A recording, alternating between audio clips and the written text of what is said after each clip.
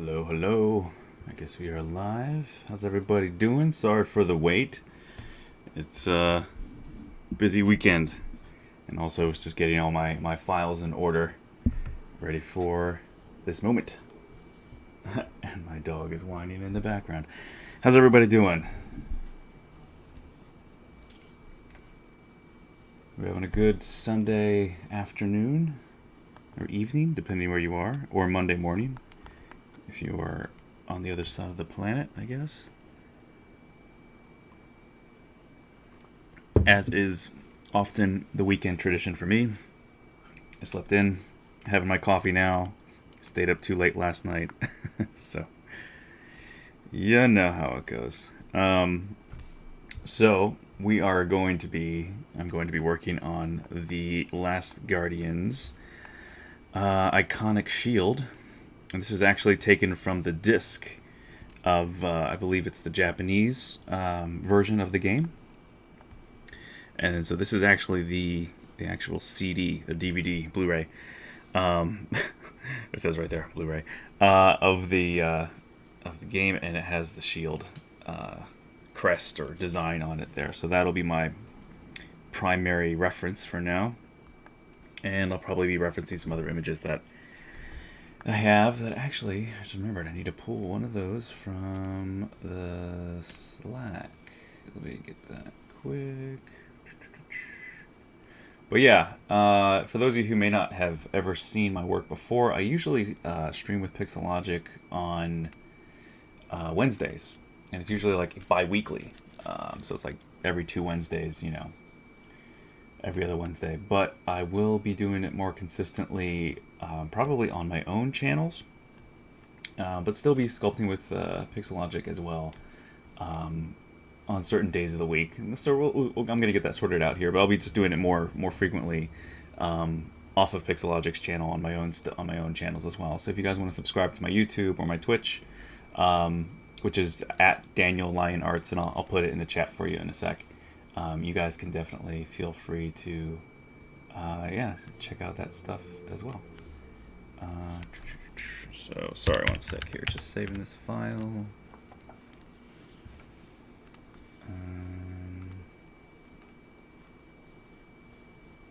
But yeah, again, if anyone has any questions, please feel free to throw them in the chat. I'll be happy to answer. I'll also be doing the Yorai, I guess is how you say it. Maybe I'm doing it injustice. But they are the armored guards from The Last Guardian. And this is all for a little pitch piece short that I'm working on. Trying to see if I can hopefully save this film. I guess my mission's been to write and direct, actually. But as a nobody, you've got to kind of show what you got. So I'm working on a pretty ambitious short that should be done in the next few months here. And so we'll see. We'll see if I can contribute to the success of what may be a bad film adaptation otherwise. We'll see. They've just leaked some info that you can find online about the script, and it sounds bad, in my opinion. As is predictably the case for most game adaptation films. Unfortunately, they do not honor the original material, and they throw in a bunch of stuff that nobody likes, that nobody knows, and it's always bad. It's almost always bad. Like Sonic was kind of the exception. So this is my coffee, by the way. So anyway, what is up, my man? Hello. Nice, cool. Sharing some awesome tricks today. I'll try. Hopefully, I don't know. If you guys, like I said, I'll do my best. Just a bit high. Hi, Chief. Nice taste.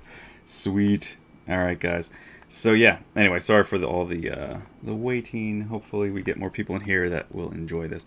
So let's see here. A couple things I do that may not be known to people. As far as like, if you're familiar with ZBrush, I know people may not know this.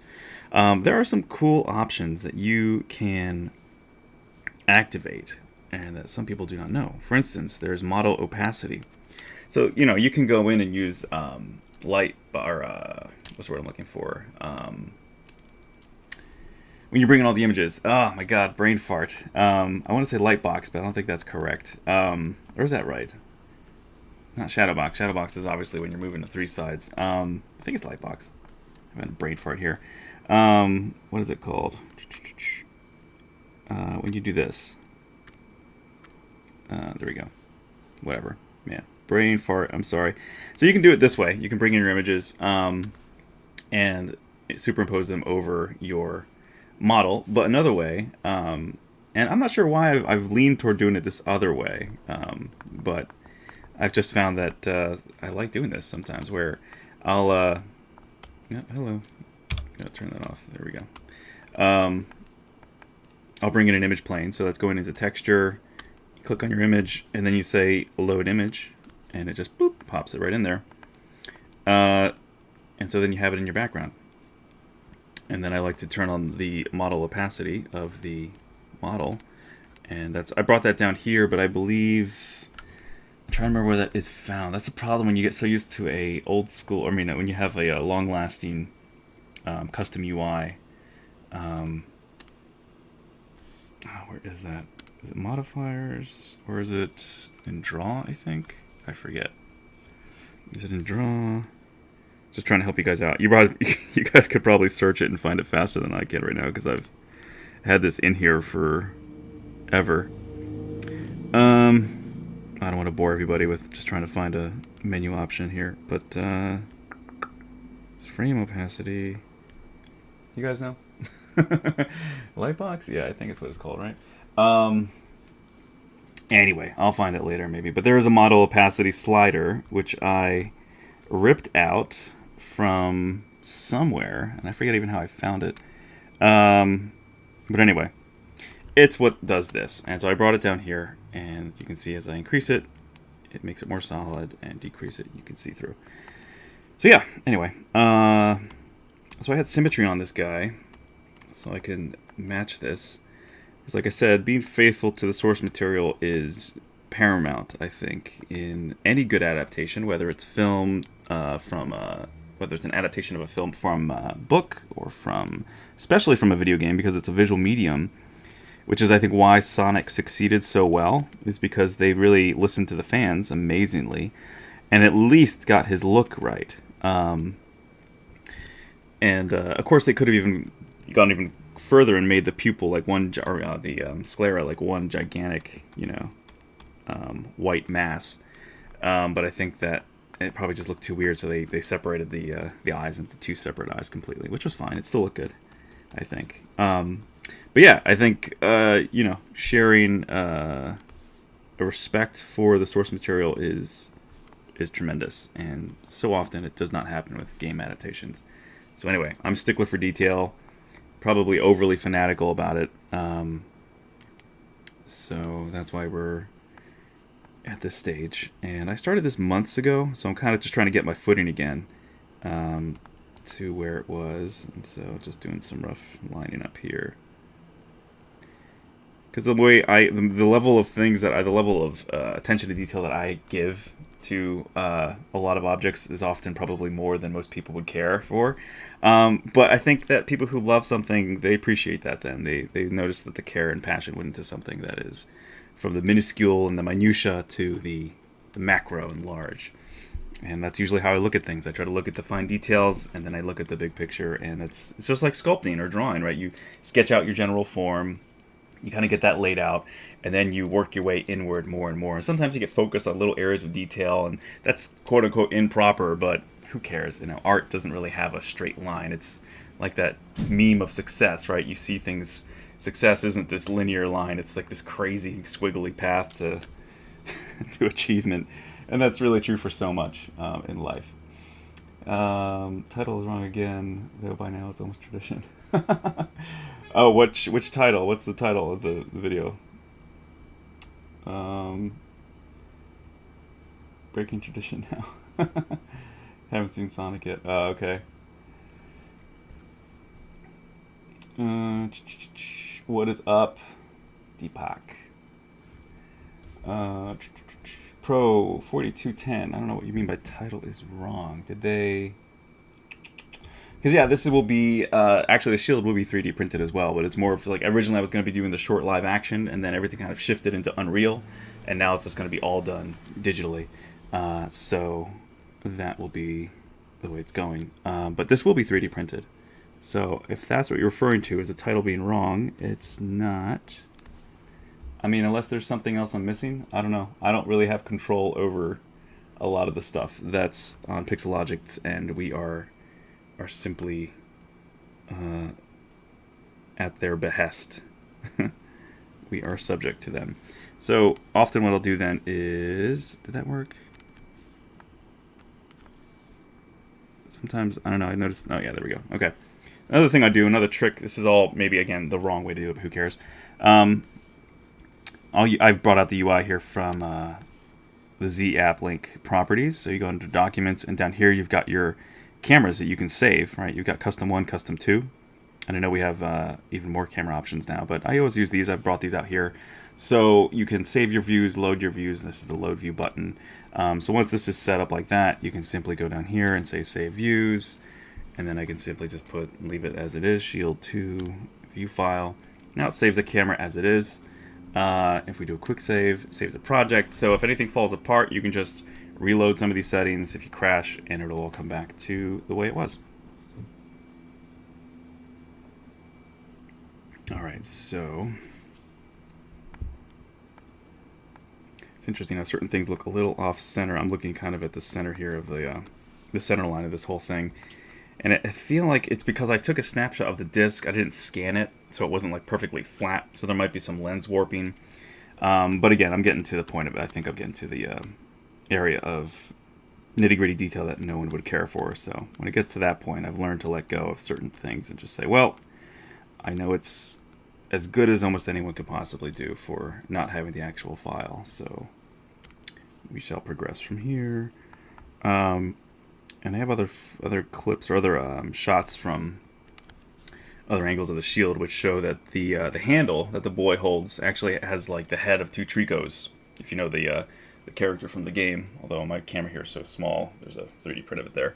The heads are sort of facing each other, and they almost look like they're kind of vomiting or eating a bar, essentially, which is the handle, right? So it's just this like cylindrical rod that goes across from one mouth, like almost like a baby bird being fed by its mother, except they're both completely mirrored. But that's just an interesting little touch in here that you really don't get a good look at in the game, which is kind of a shame. But when you see the model and you look at like the making of art books, that kind of thing, you gotta get a much better look at it. And then you can see here we have inscribed Trico sort of hieroglyphs. And then you have also the famous PlayStation symbols here, the buttons. So you got square, circle, triangle, and cross. And then you've got your L and R, and then it is flipped over on the other side, inverted. And then I think you just have what looks like little triangles, kind of like interlocking with each other down here. Yeah, so it's interesting. They put a lot of work into this design, I think, and it's a shame there's not a really nice close-up shot of all the detail. It's in the mud in the very beginning of the game, and the dirt, you really don't see much of it other than just I think it's the back side of it too that you probably see, or the front side of it, I should say, which is it's just a beautiful clear coating. So like if you were to make this for real, you would have this, see, this is the front of it essentially, and what you would do is actually sculpt, because it has some beautiful patterning on the front as well. You'd have this kind of detail on the front, but then this would actually be almost like a clear coating or a cap. So you'd almost want to create a negative, right, a space, and then you'd want to put that into, I guess, like a molded space that is fit for like some sort of clear acrylic or epoxy or whatever. And that would be your, then you polish that and you'd have this beautiful clear lens over some sculpted detail like this. And that's probably what I'll do when I get to that point in real life with printing it. So yeah, anyway. Sorry for all the blabbing. I know probably some of you are like, sculpt already! So, here we go. Oh, and don't want to forget my tunes. I'm a huge electronic music fan, so if anyone else is, or would be interested, I'm listening to this week's release from Paul Oakenfold. So if anyone else would like to listen along, since It's copywritten. I can't stream it with you guys, but you guys can listen along if you like, which is probably the best option for everybody, because not everybody has the same taste in music, and I get it. Anyway, let's see. Haven't seen Sun again. Yeah, hi, hot, hello. Gotta remember the camera trick. Keep forgetting it's there. Yeah, the camera trick's helpful. What else? What else? Okay, and for those interested, if you want to follow along, my Instagram is here. And you can find me on Twitch with the same handle and YouTube.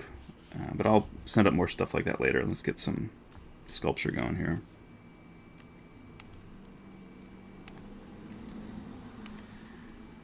I'm actually thinking I might just enlarge this guy because I want to get in some of that detail, which means gotta go a little bigger. So do what, like 70? Load image. Ah, not big enough. Go a little higher.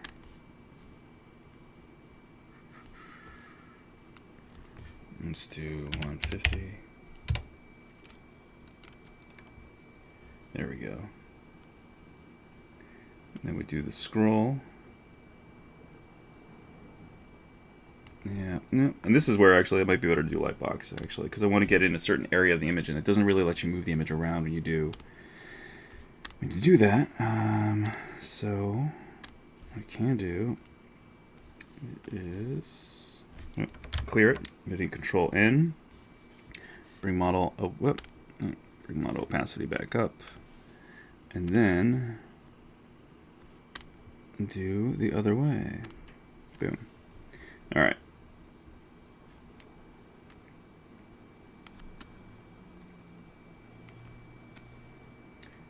So I know it's mirrored over, so I'm just trying to get on one side here and focus on those tricos. And I want to go a little bit more opaque, translucent. Oops. Where are we here with it? There we go. There we go. All right.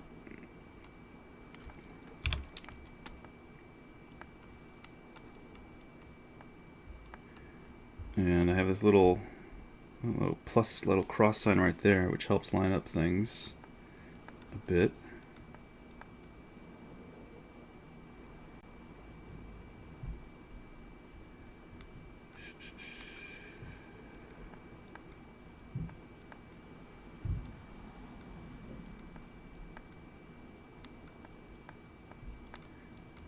Let's see here. But it's challenging because we're off screen a bit.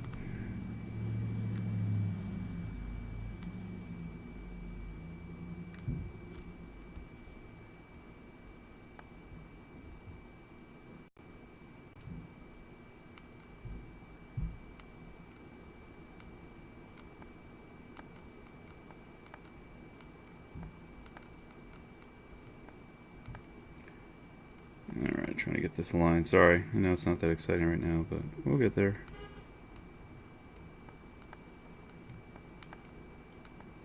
Okay. Good enough there. Alright, lock this in as camera 2. And Mr. Anderson. Feathers on the Trico model are great. Oh, thanks, man. Thank you. Yeah, if anyone wants to see some of my other work, you can go to my site as well, which is lionarts.com. Been lucky to work on some pretty cool projects, movies, some shows, and some stuff that I wasn't allowed to take away from the studios, so I can't show it because I don't have it. But yeah, and if you go to my YouTube channel, you can see like a little teaser of some of the cool stuff I worked on. I did a promo for an interview I was doing, and it was basically like a mini reel, because ironically, a lot of the jobs I've gotten over the years have not been from direct application or making some sort of really amazing reel, but simply from just recommendations of friends, and that leads to some nice gigs. So I haven't really had a lot of like crazy fancy reels, but I've always thought of some, and so I think now with even better content, I should start looking at and making a kick-ass reel, just for the fun of it, I guess. Just as like you need to have a resume, even though a lot of times people just, they hear about your work history or they know who you are and they're going to hire you anyway. But it's a formality, you know, that kind of thing. Decorum. So maybe, you know, it's really where it comes down to doing that. They've got this kind of sad look in their eye here. If you turn off, you hold Shift Z, and you can turn it off. You can check here. So I'll even that out later so that they all kind of have the same height. I feel like there's a way to do that with a brush where they all kind of line up to a certain height. I know there's the planar brush and other things, but that's not exactly. Or maybe, should I try that? There's some other way where, I forget which brush it was, but it raises it to a certain level and then it keeps it always that same. What was that? It's been a lot. I haven't used that in forever. I think I used it like a couple times when I was first learning ZBrush, but is it the layer one? Oh, what is that? You guys know? So freelance from the sound of it. I do studio work as well as freelance. I do both. I mean, it's funny, like today in Hollywood, I mean, it's been, you know, I've never signed on with one studio for more than like a year, you know, but that's usually how it goes. I might be joining a studio here coming September, October or so. We'll see. Got some good friends there and some good people, and it's a good studio, so we'll see. Pardon me. But I do a mixture. You know, like I said, you get hired on for a film or two, or a couple shows, they extend your contract, whatever, and then eventually you get let go because that's how this industry works, for better or worse. Let's see how this works here a second. That's really weak. Okay, now what if we go here? Alright, yeah, so it still kind of adds, but that might be better actually, so let's go back. And yeah, that's fine. So I just need to crank that up a bit more because I want more height.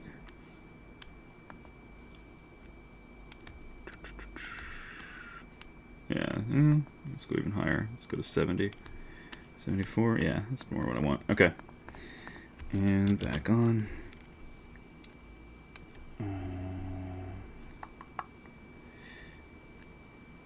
Yeah, so to answer your question, Pro 4210, I don't know if you work in the industry as well, but if you do, you know as well as I do that,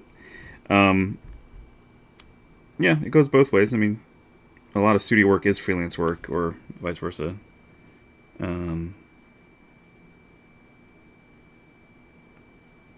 know, typically have a contract and then it gets extended, or you complete it. Or if you really screw up, you get let go early.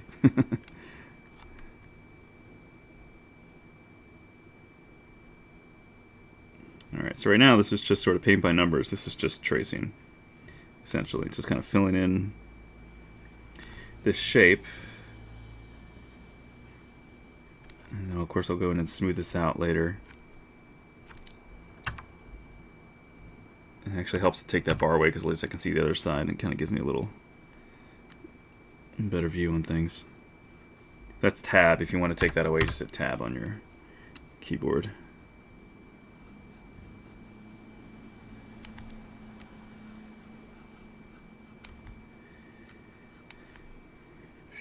I'm thinking with this, to level things out, I might be using the planar brush after this. Might be a nice way to just smooth things to the same level quickly. Okay, modern day studio work is almost like extended freelance work, yep. I guess that goes for most industries.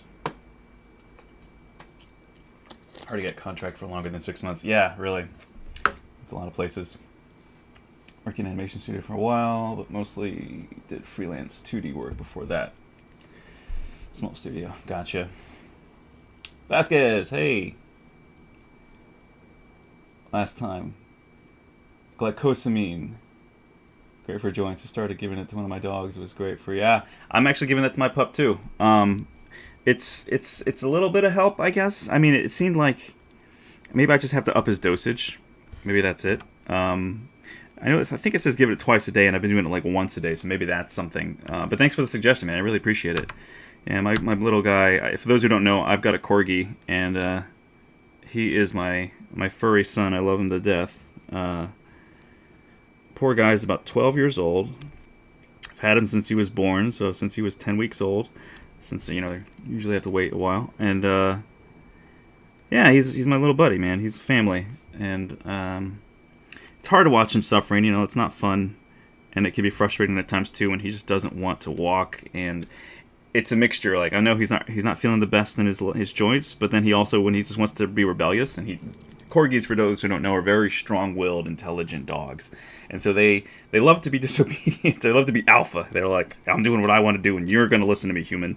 And, you know, they're loyal to death, too. I mean, they're super loyal dogs.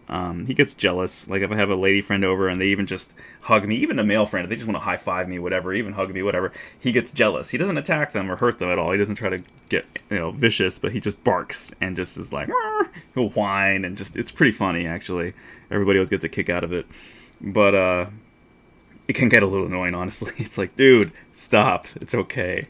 You know, or if someone runs to me really fast or walks up to me aggressively, not that they're going to do anything, but he gets really concerned, then he gets a little defensive, you know. But so it's kind of cool to see how much they really are, like, attentive to, you know, the movement of people toward me, even though it's nothing harmful. They think, oh my god, and they get preemptive. So yeah, anyway, he's my little guy. He's my little buddy, and very assertive dog, and very friendly, but also just, you know, attuned to what's going on around him and me, and so he can just be a little nut job sometimes, and so yeah, he gets very frustrating sometimes when we're walking, and he just wants to. He's like, I know I'm sore, so I'm just gonna, you know, I don't want to go back home yet. I want to keep walking for forever, even though you have a stream to do, even though you have a job to do, even though you have to get to work, whatever. He's just like, no, plop, and he just plunks himself down wherever, sidewalk, someone's driveway. And then I'm like, dude, we gotta go. I have to go.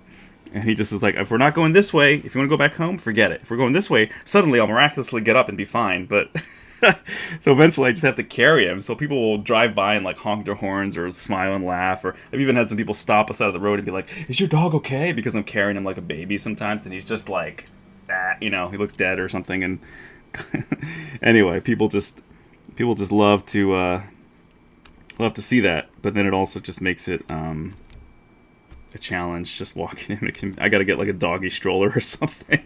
I don't know. I'm getting my arm workout during all this lockdown. I've been like, my arms are getting ripped from just carrying like 40-some pounds for a block or two, you know, up and down stairs. So it's kind of a good workout, but I mean, eventually it's like my back. Ugh. Some days I'm just so tired, or like the other day I had a little headache from, I don't know, allergies or something, and I'm like, dude, I really don't want to carry you all this way, but I have to. But so it's you know, first world problems, I guess, of loving a dog. Anyway, what size are you planning to print it? Should use resin printer, but size could be the problem. Yeah, I'm gonna be. I want to definitely use a resin printer at this point. I do have an FDM printer with a filament I bought specifically for this, though, so I'm going to probably try to do both and see what happens, because I have a whole giant roll of this beautiful emerald green resin that's semi-translucent, so it's like perfect for this. So I'm definitely going to try that and probably segment it into only like two parts, maybe, well, two big parts, I think, that I'll put together. And then, of course, separate parts for like the way the handle will insert, and I've got to leave a hollow space inside for some very thin electronics, because I'm going to be working with somebody to see if we can get the an LED array in there to actually animate the really beautiful rippling light effect that it has in the game when it's sort of in its neutral state.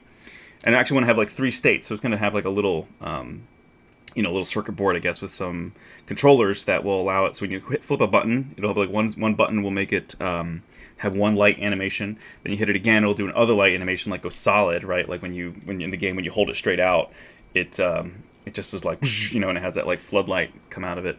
And so that'll just be a really solid one. And then I think the third one might be whatever, might be just pulsing.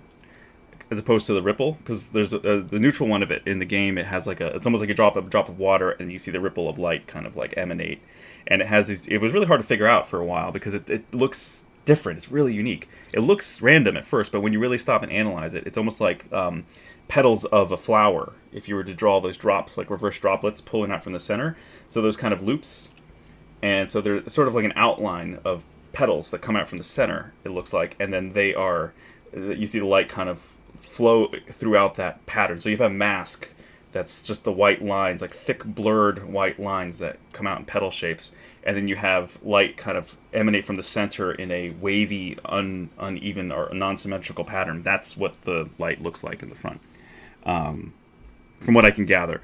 So that effect will probably be another setting that'll be the main one that I think I'll have to have on the electronics board. So yeah, it's going to be a pretty cool project, but will definitely be a challenge. So that's why I'm bringing in somebody who knows a bit more about programming LEDs. But I don't know if he's going to be available. So if anyone knows anybody who's a really good LED guy or gal, let me know. I would love to talk to them, and be happy to, of course, pay for their services, whatever, or if they want to contribute to a short film. I'm not swimming in money, but I can throw them a bone for sure for something with this kind of work, of course. All right, I'm trying to think. I think this actually, the R would not be. It's more just carved in. I don't think it's actually popping out. All right, so let's get back to our. Oops, back to this, and we're gonna work our way down. So we'll go here and move this accordingly.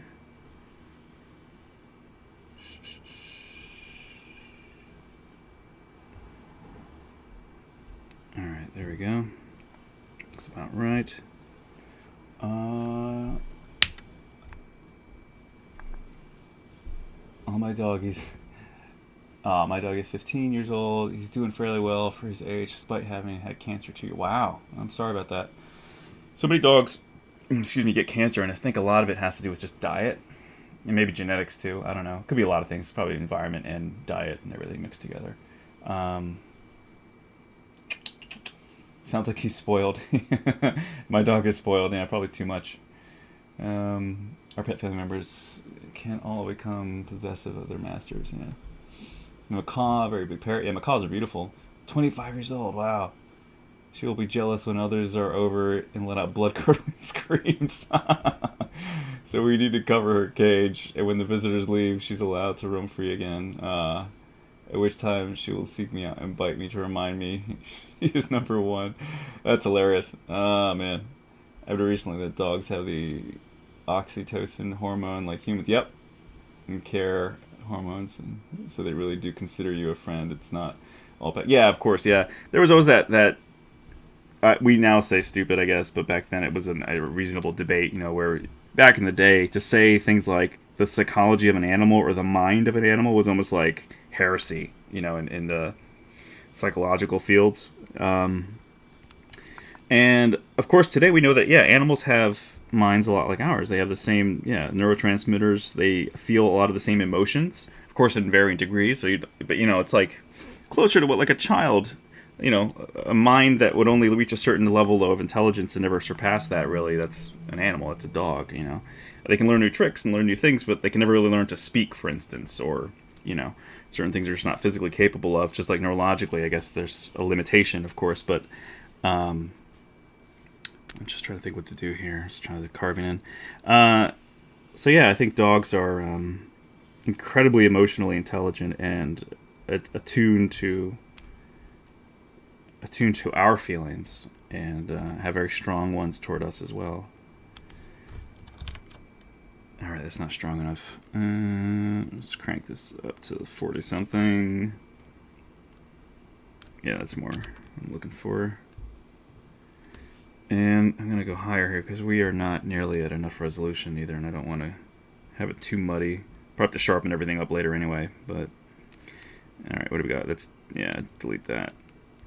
We don't need to go so low. Just give me more room to go up higher. So we're 2 million. Now we're going to be at 8. Cool. All right. All right. This will be interesting, man. This is going to be a journey with this thing. But yeah, the mind of an animal. I think it's fair to say that we're a lot more similar to each other biologically than society gave credit to, the science community gave credit to animals. We're all biologically animals. Mentally, I think there's a humongous difference, but emotionally, there's a, so like maybe, you know, very conscious thoughts very different, but and instincts, of course, are very different. But there's a deep common ground, I think, between animals and humans that I think the most empathetic and preeminent minds in animal science are aware of. But I think a lot of the human population, when you think of the entirety of the human race on the planet, I think a lot of people are still very unaware. And I think if they knew, if they really empathized or really understood the level of you know, mental acuity that certain animals have, and emotional impact that they receive, I think they might change. You know, but it can be a cultural thing too. You know, I think you look at China, of course, and the Yuling Dog Festival is horrible. They kill all these poor dogs, and they believe that the torturing and pain of them causes the meat to taste differently. And there might be something true to that. I mean, like lactic acid building up in the muscles and cortisol, I guess, building up in their bodies. I guess they have cortisol like we do, stress hormone. All that, of course, can change the chemical composition running through the muscle tissue, and I'm sure that probably affects the taste of it, but that's not a good thing, obviously. The poor things are incredibly abused before they die. It's really horrible. It's really sad.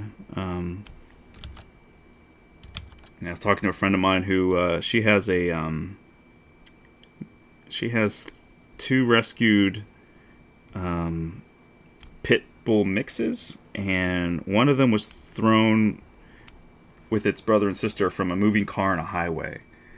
And I was just like, wow, dude. And the poor thing went blind because I guess it somehow hit its eyes, or its eyes got severely damaged when it was thrown. It survived. All 3 of them survived, amazingly. Thank God.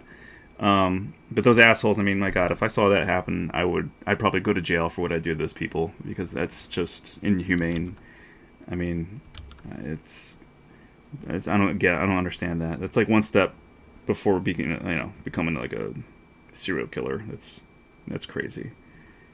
That level of abuse to animals is a really scary thing, because if you can do that to an animal, then what's to stop them from doing that to a child, or to a defenseless person, or even somebody who might be able to defend themselves? It's just, anyway, so don't want to get down a dark path, but yeah, I love animals, and I think that there's something to be said for society growing in their knowledge of and compassion for understanding the minds of animals, and that we're not all that dissimilar, despite what people back in the day wanted to say. There's this beautiful, sad, not very beautiful, I guess, but it just shows the compassion, or the not compassion so much as just the loyalty of dogs, just the sympathy of them. There's a rumor, I forget the name of the scientist. This is back in, like, I think maybe the 1400s or 15. I don't know. This is back when science was just trying to say that animals were only mechanical. And they did this vivisection, which is a live dissection of a awake, conscious animal. And they did this to a dog. And they said that the dog, even in its dying moments, still licked the hand of the guy who was dissecting it as it was alive. And it's like, oh, so sad. But it just shows, like, the dogs are still like this level of just incredible gentleness, and you know, they have an incredible spirit about them. So anyway, sorry to be all dark and depressing, but I love animals a lot. That's why I love The Last Guardian, because this is really like, if you have a dog or a cat or any sort of compassion in your body, this game will really hit you hard, and in all the best ways. It's such a beautiful story. It's really a boy and his dog. That's the whole point of the story. Is it's like E.T. if E.T. was a giant griffin, kind of, and you know, known in their culture to be a man-eater, and then you find out that they're not really what you think they are, but for different reasons. And I don't want to spoil it for anybody if you haven't played it. Play The Last Guardian if you have a PS4, especially now. If you don't have a PS4, buy a PS4 for the game. It's incredible, and they're going to be so cheap now because the PS5 is on its way. Anyway, sorry I missed a bunch of questions here. What are we saying?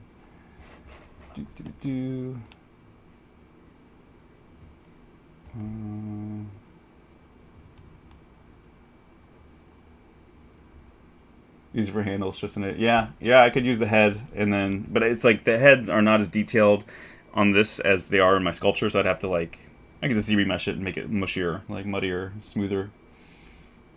How to get the non-pixelated image rendered in ZBrush. David Lee, sorry. Are you talking about the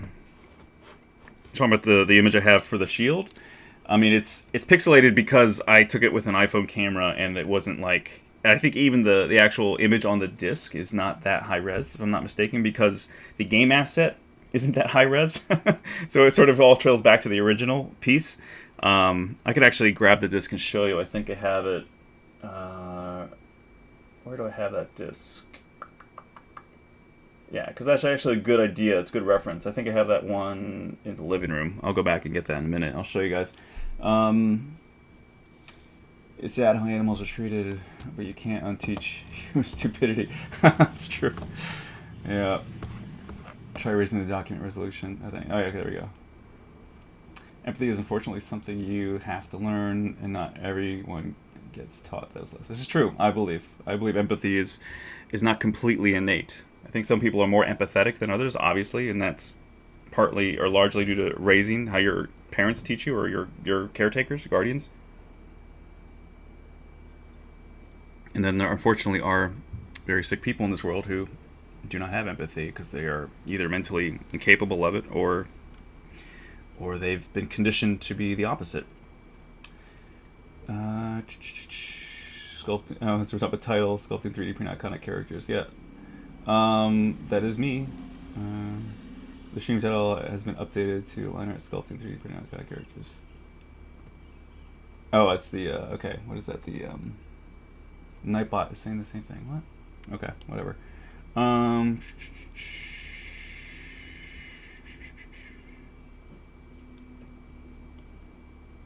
What was the title before? I don't know. I didn't see. I mean, obviously, I don't see my stream right now.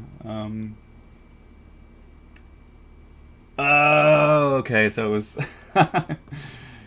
Okay, so it was my previous. Gotcha.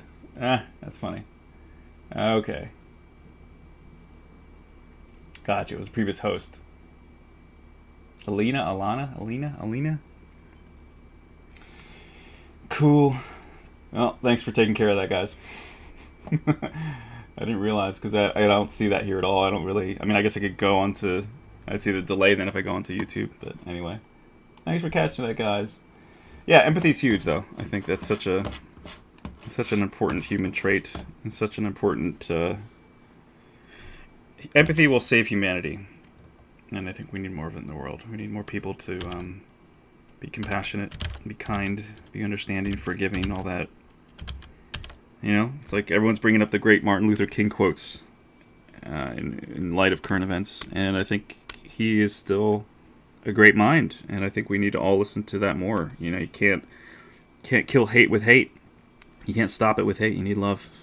You need to turn to be more loving, more compassionate. And of course, some of us who are, you can always be more loving. It's true. I mean, there's not really an end to being a compassionate person. Of course, you don't want to become such that you let people walk over you, but yeah. Something is going on here. Maybe, what is it that, I feel like, no, that's right. Okay. It's just weird when I'm doing this kind of work. Oh, duh. Now I know why. Duh. I'm sculpting through that image. Duh. That's why it's distorting. Okay. And I'm not sure there's... See, that's the other reason I think why I would do... Because I was forgetting because I haven't done this in a while. That's why I would do the image plane behind it and do model transparency, because when you sculpt through your image, it's still picking up elements of the image and causing all this this crappy kind of noise. I forget if there's a way to turn that off. There's so many. Because if I just want to sculpt through this, but I don't want to pick up any of the information from the image. And this way I can't sculpt at all, because yeah, it moves the image. I don't think there's a way to do that, right? You can't use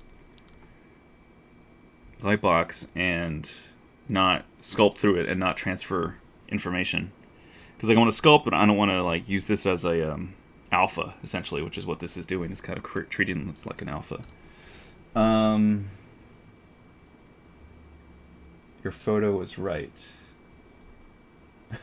Oh, you mean my my picture? That's good. Happens with a lot of Pixologic streams. Got it. Brush samples turn spotlight projection. Oh wait, brush samples turn spotlight project spotlight. That's what I was looking for. I say lightbox. Spotlight projection off. So brush samples turn. All right, brush samples, or you mean surface? No.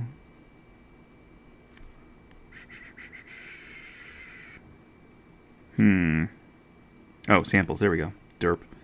Spotlight projection. Thank you. That's awesome. See, all of us, there's so much depth in certain areas of all software, like Maya, ZBrush. It's like certain things, unless you don't use them a lot, you just don't even know they're there, or, you know. Cool. Well, now let's just do a quick little smoothing. I don't want to turn it on so harsh. I'm going to smooth down a little bit. Can you guys hear me okay, by the way? I was fiddling with my mic. Let me know if it's too loud or too soft or anything, or if it's cool. Just going to smooth out some of these crinkles. Of course, I'll do more of this later, but I might just trace over some of this now. Yeah, that makes it really... Ugh.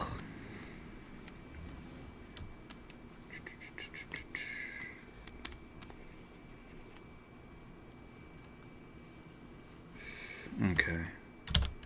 Thank you for that, guys. That was really helpful. Vasquez, of course, to the rescue. Thank you. There seems to be an asshat in charge of the country. Any empathy?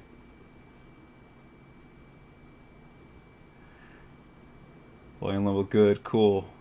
I hope we all have been spreading the red wax word. The red wax word? Okay.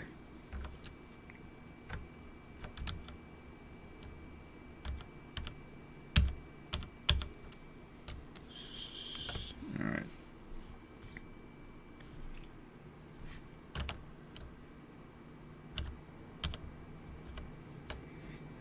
Yeah, I'm gonna want to sharpen all this stuff up a bit.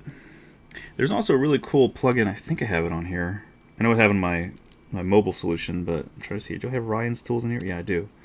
So there's this awesome brush called the Amp Detail Brush. Check this out. If you guys haven't used this before, it's awesome.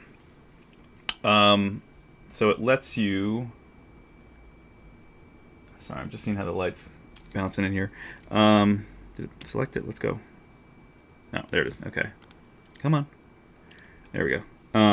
So it lets you amplify detail. So it kind of does both the negative and the positive, I guess, and sort of amplifies that at once. And I'm not sure if it'd be great for this, but let's see what happens here. Yeah.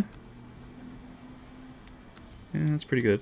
Oh, crap. I just remembered, too. I wasn't thinking. Let's see what happens. I hope I don't turn it around and see this all projected through the other side, but we might, and that means I'll have to redo this. Crap. No. Okay. Whew, thank God. I forgot. Before, when I was working on this, I would do this, and I should do this now. I think actually, wait, did I do polygroups for that? Yeah, I did. Cool. Alright. I was a complete idiot. Alright, so we want to mask, invert mask, drop this down, grow it a little bit more, sharpen. Actually, I'll just do it this way.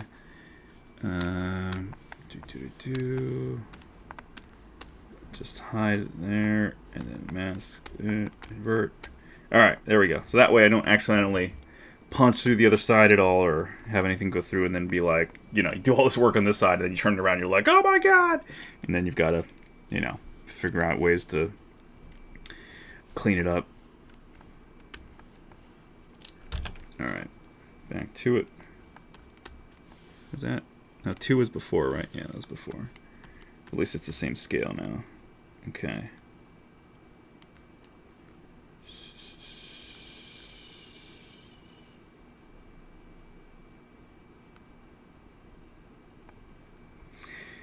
But yeah, empathy is something that it's important. It's just like passion and having a dream for something. As I was talking about in my last stream, I think you can't pay somebody to have those traits. They have to be something that's kind of they've gone after them. They have it. You can't teach someone to be passionate about something, to care really. You can't pay someone enough to really care. That's deep in the heart. That's not a you can't prostitute compassion. It's not possible. It's like changing someone's heart. You can't do that. That's a spiritual thing. That's a personal, deep thing that has to happen on their own volition.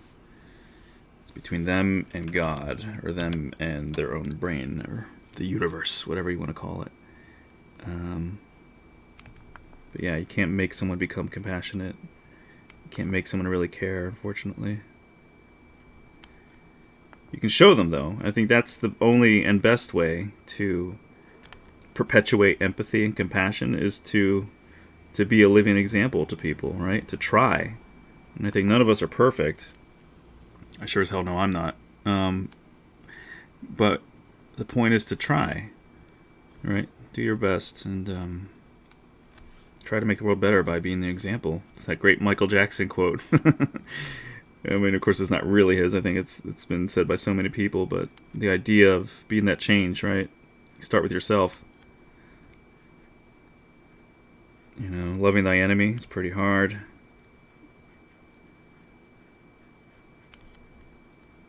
It's hard, but it can be done.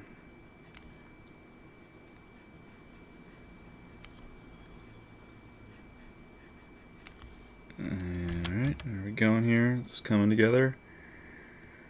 I'm going to have to do so much touching up here.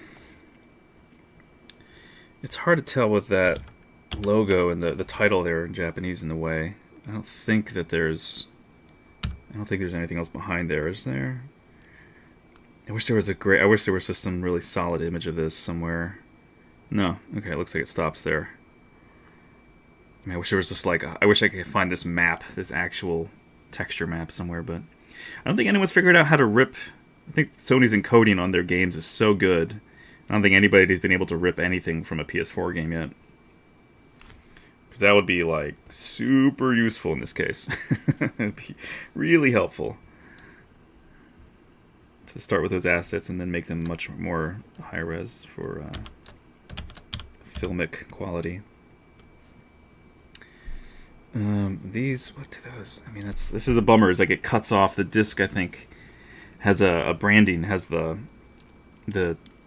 the branding for PlayStation, all the stuff below here at the bottom of the disc. So they chop off that bottom part. But I guess we can tell from looking here, at least on this side, if it's like anything else on the shield, it kind of has almost like a they might connect, or it might just end in the middle before it touches, just like it does here with the text. And this is that a plus, I guess? It's like a cross. Yeah. This is like artistic forensics in a sense. You know, when you're reverse engineering something, you're always kind of like, it feels funny when you're really trying to accurately replicate something to be as faithful as you can, and you're kind of like fumbling in the dark trying to figure out, what is that? Is that right? I don't know. Well, at least I get an A for effort.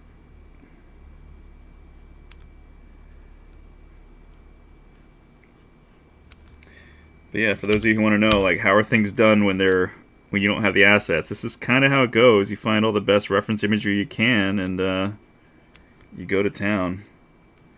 And you just give it your all. Do the best you can to replicate whatever you're hired to do. And of course, if you care a lot, it helps a lot.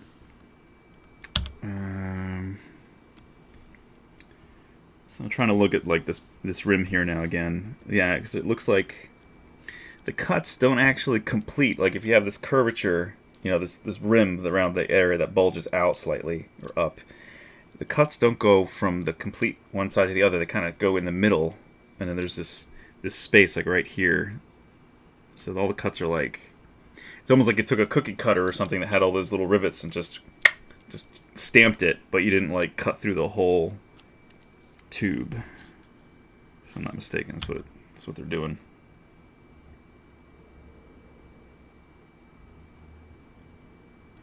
Yeah. All right.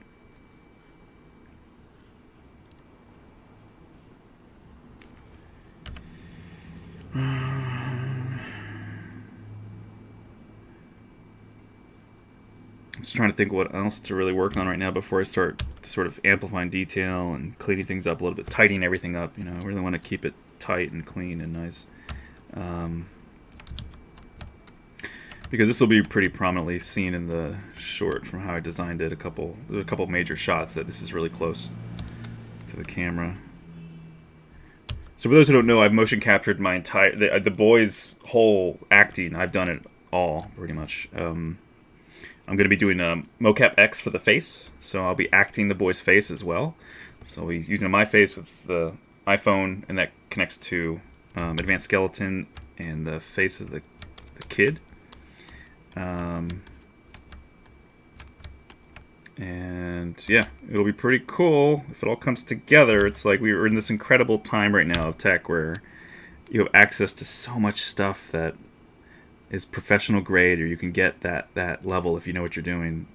And years ago, none of that was possible without a lot of expensive rigs and setups. And so now it's like we're in this crazy time of tech where democratized so much stuff. It's so available to so many people.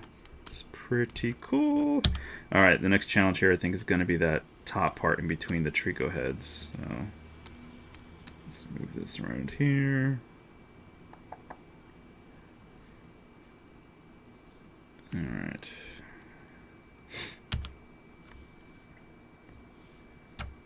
I just futzed up the scale, but oh well.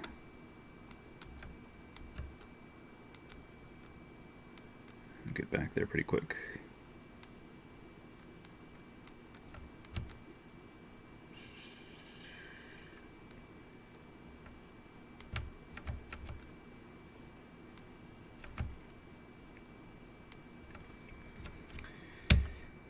I gotta keep going with the triangles. Ugh, so much cleanup work. Sorry, I missed a bunch of stuff.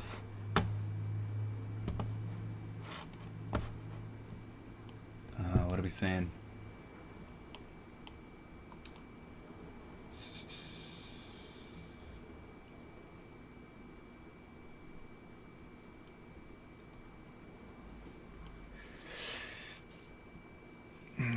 Man, missed a lot of stuff here. Sorry, I'm just going to go through the chat really quick, if I can. John Quest. Oh man, you hit the nail on the head with passion. I've been a police officer for the last 12 years. It was a job I took with good intentions, but have realized it's not what I'm passionate about. Yeah. It has a lot to do with the hormone I mentioned earlier, oxytocin. It plays a large role in empathy. Kyle, I saw your message, man. Thank you. No worries. It's all good. It's all good, brother. A lot to do with hormone oxytocin, plays a role in empathy. Yeah. Yeah, stay safe, man. You're like persona non grata nowadays. Yeah, I since realized that 3D modeling creature and characters is something I absolutely love. Even though I am an old man, 37 years old. It took me until that.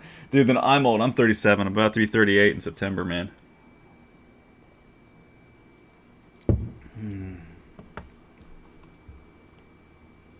But yeah, dude, don't feel bad about that. You know what I mean? Like, it's funny. All of us feel guilty about like figuring ourselves out at a certain time and wishing that we would have figured it out sooner. You know, I found that to be true. I remember I felt really bummed at times when I was like, why didn't I learn ZBrush sooner? I learned it around like 2011, 2012 was when I got really hardcore serious about it. And got my first job working in it by 2013. And it was awesome. It was a great job, you know, but I really worked hard during 2012 to become exceptional at what I could do.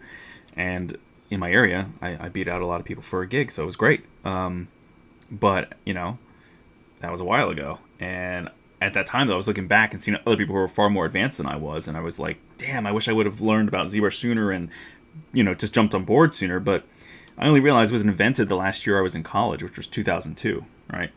And even then, it wasn't nearly the developed tool it is now, or even was in 2012. So it was really a great time for me to jump in, because it was much more of a standardized tool, or becoming that, where we're still in competition with Mudbox, but it wasn't really a competition. So, you know, I felt really guilty about that, though. I was like, I wish I would have learned this sooner. I could be so much farther ahead. But, you know, everyone's path is different. Everyone's life and ambitions and goals and all that's, everyone's on a different way of getting to where they're supposed to be and who they're supposed to become. And as the cliche goes, I don't think it's always about the destination as it is as much probably about the journey. It's never too late. You'll get them, boys and girls. Yeah, man. You're a young whippersnapper. Police in Chicago, dude. In Chicago, of all places. Damn. Yeah. Dude, John, glad to have you, man. Wow. That's got to be a hard job, dude.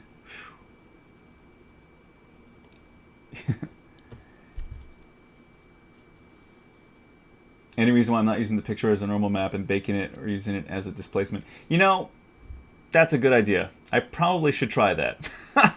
You know, that's a very good point. I don't know why I didn't think about that sooner. I could try that. But the other thing is, I think it has a light angle. So it's not like a perfect, like, I think that's why, I think I did probably think of that right early on, and then I threw it out the window, because it doesn't have the perfect lighting, like, straight on. It's from a certain angle, I think. So let's check if I remember correctly, because I haven't touched this in months. Yeah, because I feel like, see, it has, I have to really, let's just try it quick in here and see what happens. I'd have to really push the levels, and I don't think that it would really work. Where is this? Where are we going here? Saturation. All right, so we want to make that black and white. Then where's our contrast or intensity? We see we have variations in darkness, because it has this kind of mottled, you know, kind of like muddy, like splotchy kind of look. And that will create variances in height, because it's not uniformly dark in the darks and light in the lights. And like here, for instance, this area, you've got light on this side but dark on that side, but you really want dark evenly on both sides, and white gradating, you know, perfectly symmetrically along those rounded edges. So yeah, like here you got light on this side of that wing, but then here you have it, you know, so it would be kind of messy. So it'd almost have to do as much cleanup as I'm doing now, I think. So this way, at least I'm getting uniformity levels. Everything's mirrored perfectly. I think that's why I chose to do it the way I'm doing it. Because I'm just picking up from where I left off from a long time ago. From like middle of last year. So it's almost a year ago, basically, that I was working on this. Anyway. But yeah, that's a good question, man. Again, it's me being a stickler for detail and perfectionist, you know. It's just me being dumb. Alpha, those details. Use as a masker. You know, I could make an alpha. I guess I could trace them in Photoshop. That's another idea, actually, yeah. I guess that's another way to look at it. I could trace them in Photoshop and use them as stamps.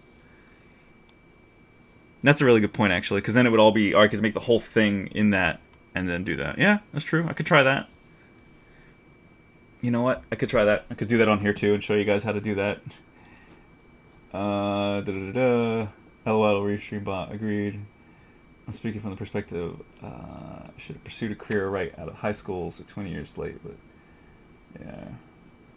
It's way too low for him to do that. Yeah, the resolution is pretty crappy. I'd have to trace over it.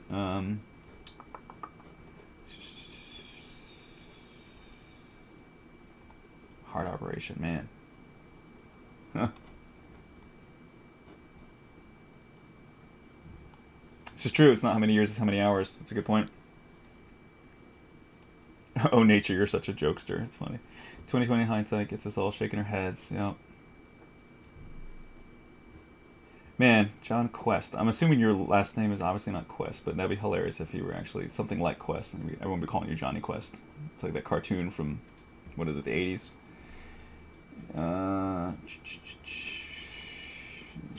Understands.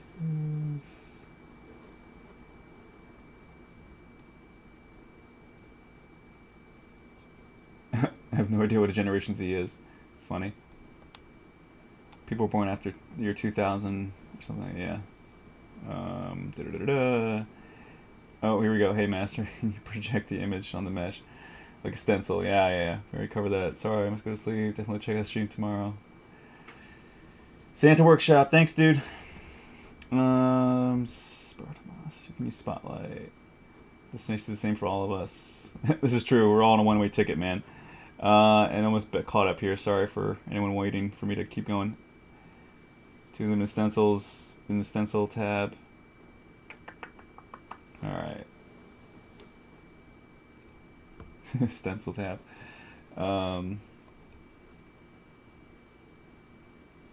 Yeah. Yeah, so now you guys got me thinking that other direction. Like, what would be... I mean, I would get more uniformity in everything if I were to use it as like a... Yeah, I don't know why I didn't think of that sooner for some reason. It's kind of dumb that I didn't. Well, let's try it. I can show people this is another technique. You know, there are many ways to do this. So I'll bring up Photoshop for a second here and show you guys how to crank out your custom alphas. And everyone's kind of got slightly different ways of doing this, but let me just open up the image in here first. Sorry, I'm just looking at my other monitor really quick. Actually, I'll open up a couple images to show you guys what I've been working with here. Alright, so there's that one and that one. Alright.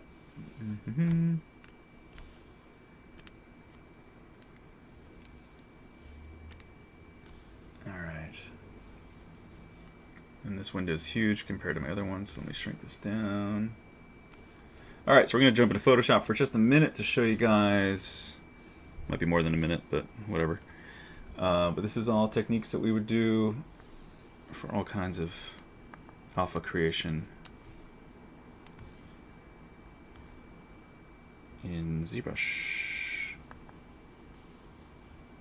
What am I missing? Just got to drag all these menus back and forth. Does anyone know? This is something I've been frustrated with, and I couldn't really figure out. Does anyone know how to get this like to lock into this space again, so it pushes everything in Photoshop to the side? I've always been trying to drag this and have it like plop back into the background, essentially, of the UI of Photoshop, and it never seems to want to just connect how it does when you open up workspaces. I don't know why. I always have to just have this thing floating, and I'd rather have it docked into the Photoshop. Anyway, so this is the image I took of this was the raw photo I took of the disc. And let me rotate it for you guys so you can kind of see what I was working with here. Oh, showing it on the other screen.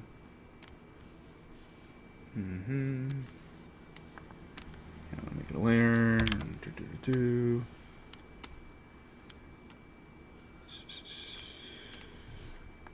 So anyway, this was the original shot I got of the disc. So as you can see, you got a giant cutoff area down here. And come on, work with me. And yeah, it's you can see that the camera is not, you know, it's a decent iPhone. I think it was iPhone 6 that I might have taken with this before I got the 11. I really waited to upgrade. But you can see it's the actual image that they took, the texture from the game, they stamped in here. It's actually a kind of poor resolution. Because again, in the game asset, you never really get that close to it, I guess. So they never really used the really high resolution. This is the inside of it too, so you barely even really get close to that, you know. So, so yeah. Anyway, so this is the actual. You can see the difference even between here, like the Sony, the words and the resolution there versus all the pixelation here on the texture. It's a pretty big difference. So, not extremely helpful, but anyway. So I extracted that and kind of try to amplify it a bit and sort of neutralize some of the tones to kind of get that cleaner look at the whole thing. Let me turn off the, there we go. Just notice the matrix screen. There we go. Everyone's like, the matrix wall! Right in between render and stroke. I'll show you how you do this using Photoshop. Preemptive, thank you. Cool. The pen, too. Oh, asset. The pen? This? Stylus? I don't know what you mean. Okay, so. Creating alpha, you're working in gradations from black to white, right? Black is depth or nothing, essentially, and then, you know, white is the peak of height. Gray is everything in between. So, the way I would approach this, first create a new layer, of course. Then we want to fill it with white. Actually, I guess fill it with black. Well, it keeps bringing up the menus on the other. God damn it!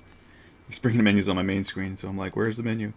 Or the dialog box. All right, so background color, black. And make this a screen, so we see right through the black. And then get my brush and go to town. And it's not perfectly mirrored, so it's like it won't. I know now Photoshop has that, although I never use it in Photoshop. But there's a way to do symmetry. And it might be useful for this, actually, just to focus on one side, since it's supposed to be mirrored over, like, perfectly. Although I think I did do this mirrored. I think I did flip it over in Photoshop a while back, just to match it up, I think. Right? Or did I just take it from this? Maybe I did. But it doesn't matter, I think, because it is really just... They did just do, like, a center line flip mirror. Yeah. Anyway. Where is that? I've never done the... I think I experimented once with symmetry in Photoshop, but it's like, took them forever to add that to this thing. Use the pen tool in Photoshop. Oh.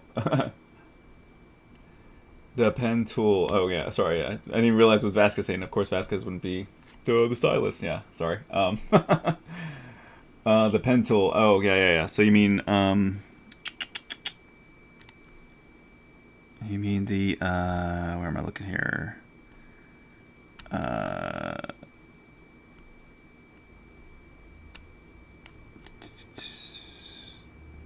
You don't mean pencil, you mean pen. What do you mean by pen, though? What do you, The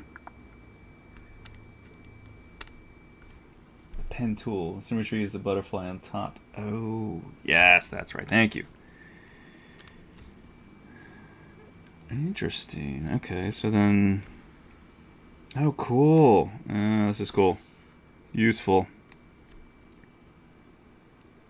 See, that shows it how this is sort of off because of, I think, it's lens distortion from the camera.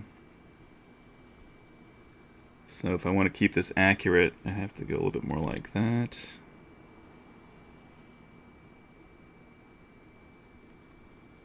Yeah, the image isn't perfectly symmetrical. And it's lens distortion. So if I just focus on one side, though, the other side will be correct. So I guess that's what I'll have to do. All right, let's try this. So then, so yeah, wait, pen tool. I'm sorry, I'm like Photoshop illiterate. That's optional. Well, you have to grab the tab and move it to the side until mouse is over the border and border turns blue. Oh, so wait. Oh, dude, so simple, but I never. Thank you. God, I've been trying to figure that out for forever, and I don't know why I couldn't find any answers till now. Thank you. That was huge. Super helpful. I'm going to save that.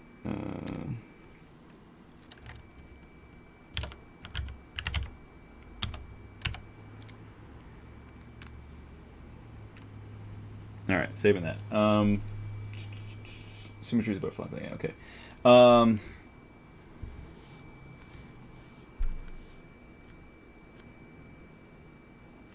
So when you say pen tool, why am I blanking on this? Do you mean... You're not meaning lasso, you mean pen, right? But we got brush, pencil. Why am I blanking on pen? What is it? This one? No, this is the what do they call this? Oh, it is a pen tool. Okay, duh. All right, that was the one. Okay, so that's the one with the yeah. It's like it lets you do like vector art essentially, right? Or you can do all these. Yeah. Derp. Yeah. You know, but I feel like this is more of like a hand thing. I feel like if I do the pen tool, it'll take so long to work all those angles, and for that, yeah, it's definitely an option. I feel like that would take a lot longer though, and I don't want to spend too much time in Photoshop.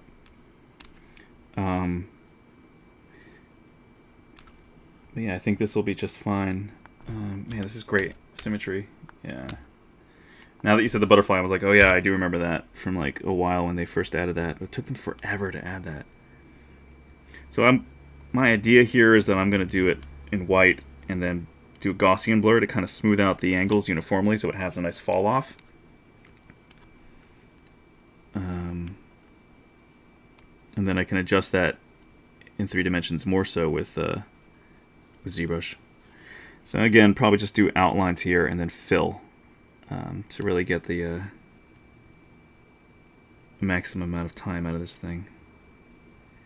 And I gotta be mindful of my time. What are we at? Wow, we're already 3:26. All right. So this is just tracing. Nothing really special about this. So for anyone who's watching and bored, sorry.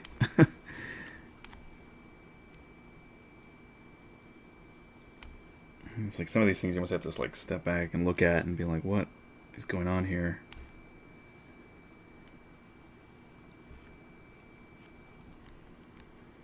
Oh, that's cool. Great. We can do on both sides. Yeah, because some of this stuff looks better. It makes more sense with the light, the way the shadow falls, to understand the shape of something. Like here, that horn is almost gone, but if you look over here, you see like here, they do have the horns and then like a little ear. That's great. So that's the one advantage of not having it perfectly mirrored, like without, unless they had perfect lighting to show you what the alpha should look like. So I'm going to clear this up a little bit here. First erase this and see. Okay, so yeah, that's interesting. It's like good to have angles with light from both sides in this case. So then we can do this.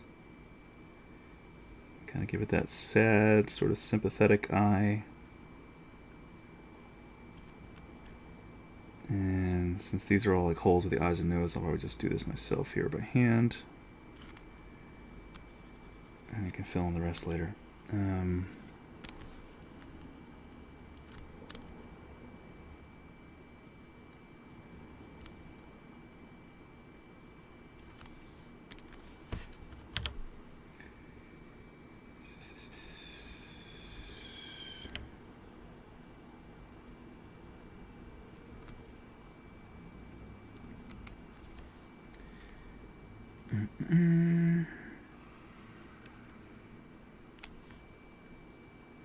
So interesting texture here in the wings too. I like that. It's tasteful.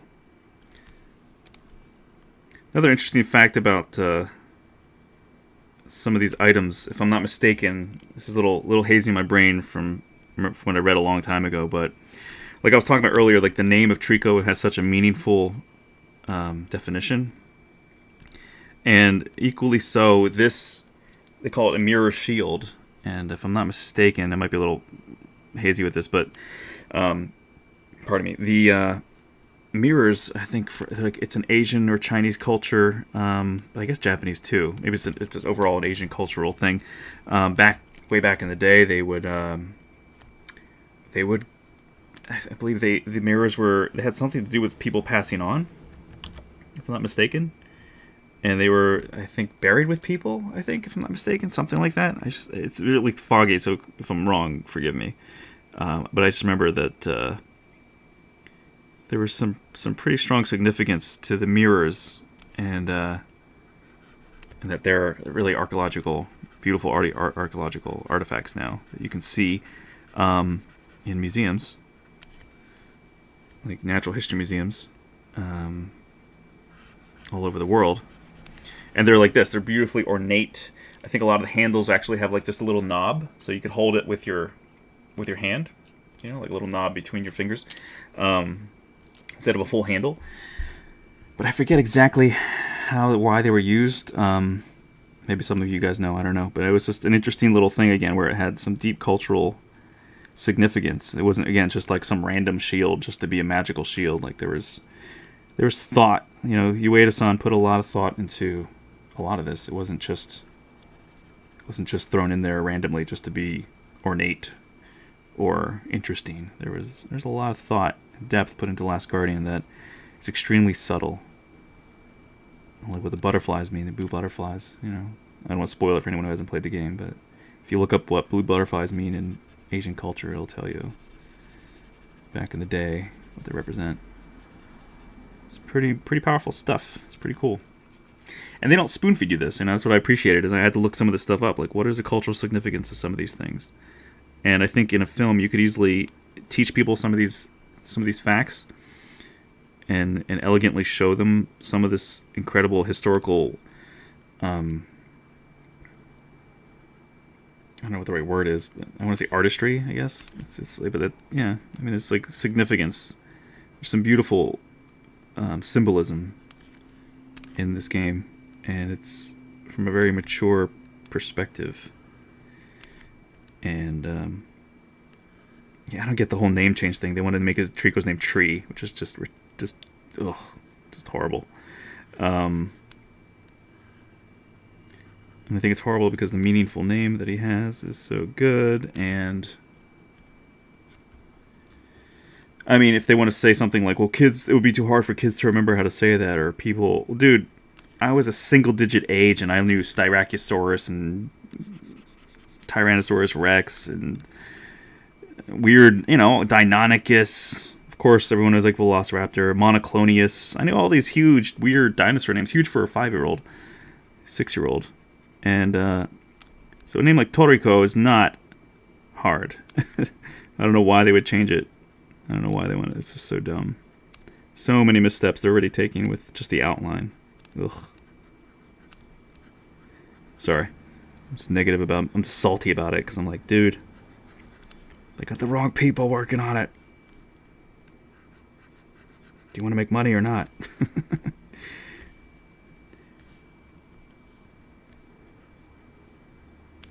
Show business, right? Show business. Unfortunately, it's not show for art and passion. It's to make money. If you want to make money, you gotta have a great product. It's pretty simple. I love Steve Jobs' take on things, even though he probably didn't follow it perfectly, and his ego, I'm sure, got in the way. People are always like, you know, they always quote him on this. It's like, if you want to create something great, I forget the exact quote, but it's basically the best idea in the room has to win. It's not about ego. It's not about, well, this person knows this person or this person has this kind of... No, it's like, if you want to make a great product, whether it's a piece of technology or a work of art like this, a film, right, based on something, it's like the person with the best idea has to win. It doesn't matter who's friends with who or who knows who. Of course, that's how the world works, unfortunately. But if you want exceptional work, you find people who have the exceptional eye, heart, passion, drive. You gotta take internal politics out of it, but it's like, good luck, because the world, unfortunately, is unfair.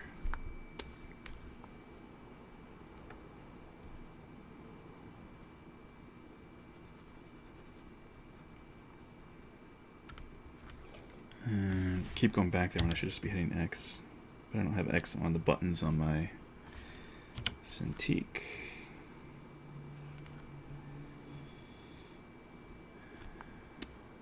How are we doing? Sorry, I'm missing a bunch of the chat. Penta will take longer but achieve more accuracy.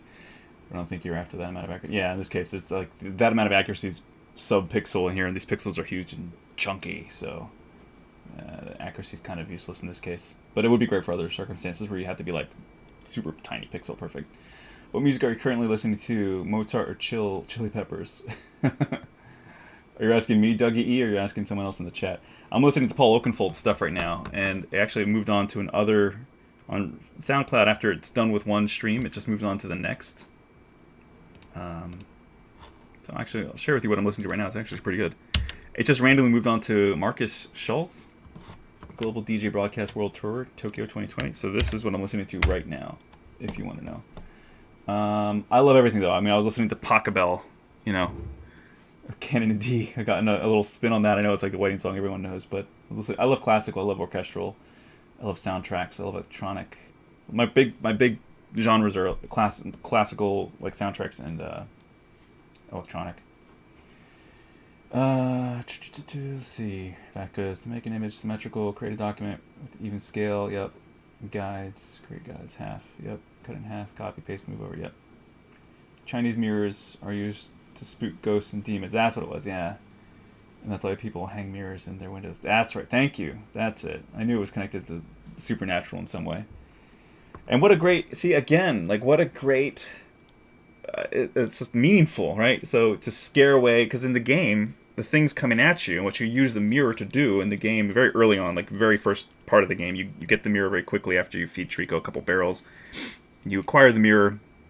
You point it out, and then it shoots this beautiful beam of greenish blue light, this aqua green light, and you're like, "Huh, I don't know what it does." You walk out, Trico sees it, his eyes go crazy. They flicker between like pinkish red and aqua green and white, and they kind of go nuts. He's like, it's like a computer. It's like he's syncing up with the shield, and then the kid looks at the shield, looks at Trico, and is like, "This is weird." And then eventually you point it, and then Trico's tail, like a scorpion or like a snake, kind of targets wherever the shield is pointing, and a bolt of lightning just rockets out of his tail and just annihilates whatever the shield is pointing to. So Trico is like your living weapon in the game, and you lose and reacquire the shield multiple times, and it's such a cool dynamic, and it's really like overpowered, which is I think why they take it away at one point or another.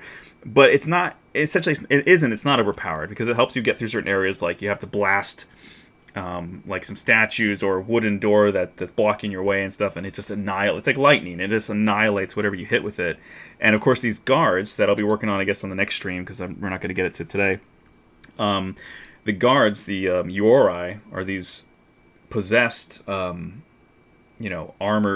pieces of armor. They're these possessed statues that come after you and try to grab the kid and bring him into a whole system that's within the city. And essentially would kill you. So you're always trying to run away from these enemies, and they're like demons essentially, or they're like the dead spirits of someone they're imprisoned, right, and sort of entombed in these armor in servitude of something really horrible. So of a malevolent force that sort of dominates this whole place, and so that there then has this sort of like, this is the yin to that yang, right? This is that counterbalance.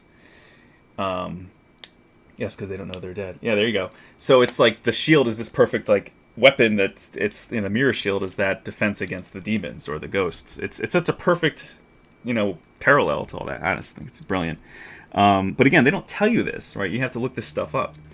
But it's that's why I love the story. I love intelligent storytelling that's understated and subtle. It's not big, dumb, and in your face, like naming something tree. Come on, God. Ugh. I'm sorry, I'm throwing shade, but it's true.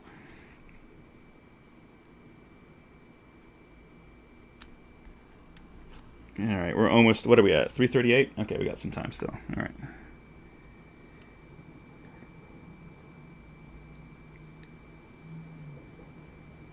And let me just check. I think there's someone else after me today, or maybe not. Let me forget what the rest of the calendar looks like. Today, 7. Okay. Ara's at... Oh, no, wait, that's not today. Where are we at? I'm looking at Friday. We're Sunday. Oh, okay, there's no one else after me. Cool. All right, well, I might go a little longer then if anyone wants to keep hanging out and watch me complete this, because I'll just be doing this on my own anyway. Pardon me. Yeah. Because Lena was before me. All right. So yeah, I'm scheduled to go to 4, but I'm in the groove. I'm in the zone. So I'm going to keep going. Exodus, what's up, dude? Yay, extra time, yeah. Sweet. Yeah, so we're going to keep going. And if anyone needs to, for whatever reason, if Pixologic's out there, Kyle, if anyone needs to kick me off for some reason, just let me know. But yeah, we're going to keep going since... I've just got to get back to my taxes and other stuff that's really not that exciting. And this is more of like, this is my dream, man. This is all like a small fragment of what I moved to LA for, right? I moved to LA from Pennsylvania So here's a little story time for you guys. I grew up in Pennsylvania. Good old Amish country. I'm a Spanish first-generation U.S. citizen, born here. My parents immigrated legally. They followed the law. They came as university professional graduates and worked very hard to make a better life for my sister and I here. And we perpetually, year after year, they succeeded. I think my dad is a retired senior electrical engineer. He worked for some pretty incredible companies with his different employers, like worked at Merck and worked for the DOD and the Department of DOT. Excuse me, not DOD. I had another friend who worked for the DOD. But my dad worked for he had cool contracts. He has a cool job. I was like, this was cool. But he's the one who taught me how to draw when I was a little kid, and that really got me inspired by art. And it's ironic because he really wanted me to become a doctor because he didn't get to be, because he couldn't afford a medical school back in the day when he was younger, and so he wound up falling into what he's. I should just make one of these and stamp it. What am I doing? He wound up sort of falling into what he was gifted at. And so he wound up he became a draftsman first, and then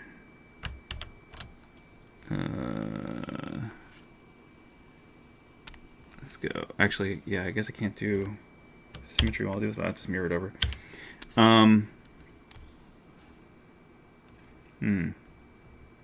This will be a pain either way, but all right. Anyway, so I'm just thinking about how to do this quickly, but I just have to. Because when you copy and paste, I don't think it accounts for the opacity, does it? So I just duplicate that. Oh, it does account for opacity. Cool. Okay, at least that helps a little bit. Anyway, so my dad taught me how to draw because I saw him as a draftsman, like doing incredibly good work, incredibly fine lines, and just beautiful design work. And that made me really, because he was thinking about being an architect, so all our paths kind of shifted. And I saw that when I was like 3 or 4 or whatever, and I was just like, dude, teach me how to draw. So he did. It all started with learning how to, as you're a little kid, your motor functions, your motor skills are not very refined. So you're just like, you're doing like really hard. Or I was doing like really hard lines for a while, and he's like, no, you have to learn how to be gentle and soft, and you develop all that. And that was my childhood, was learning how to draw. And so, but it's funny how like that was my path, that was my trajectory as a young child, was art, and a love for the Disney movies and more so the Don Bluth movies, the animation films, the animated films, of course. What else did he make? And so, all right, now I could probably all right, let's make this exponentially grow faster.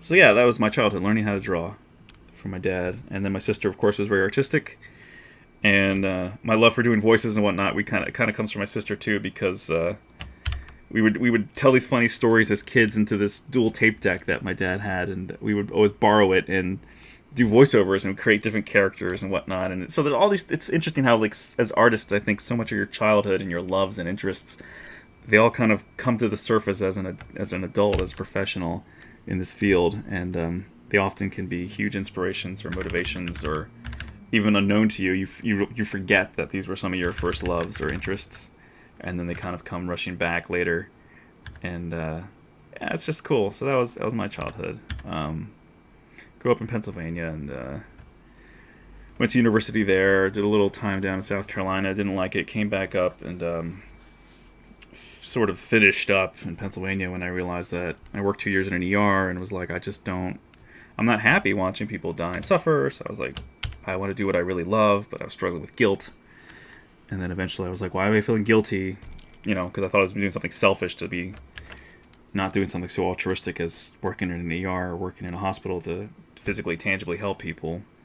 But eventually I balanced it out and realized I can inspire people through the arts, just as I was deeply inspired as a child and as an adult still. And lo and behold, here we are, much later.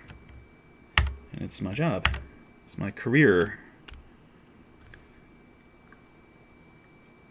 but it's not without tons of hard work and blood, sweat, and tears. Many tears.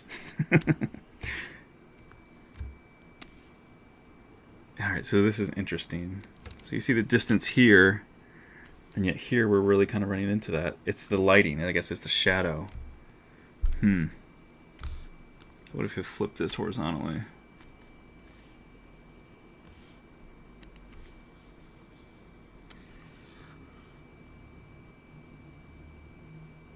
Interesting. Yeah, it's like off. I know it's not perfectly symmetrical. Huh.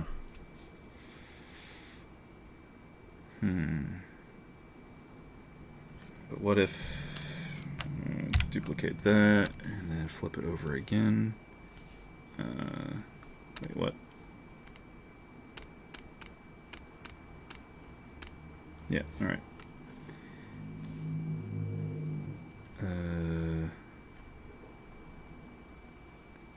Wait, what is going on here? Oh wait, there we go. Duh, brain fart. Wow, okay. I'm keeping my head in too many spaces at the same time. Alright, that's working, so I guess I should probably focus more. That's weird. I wonder what is that? Why is it doing that? It's like just really off in some ways.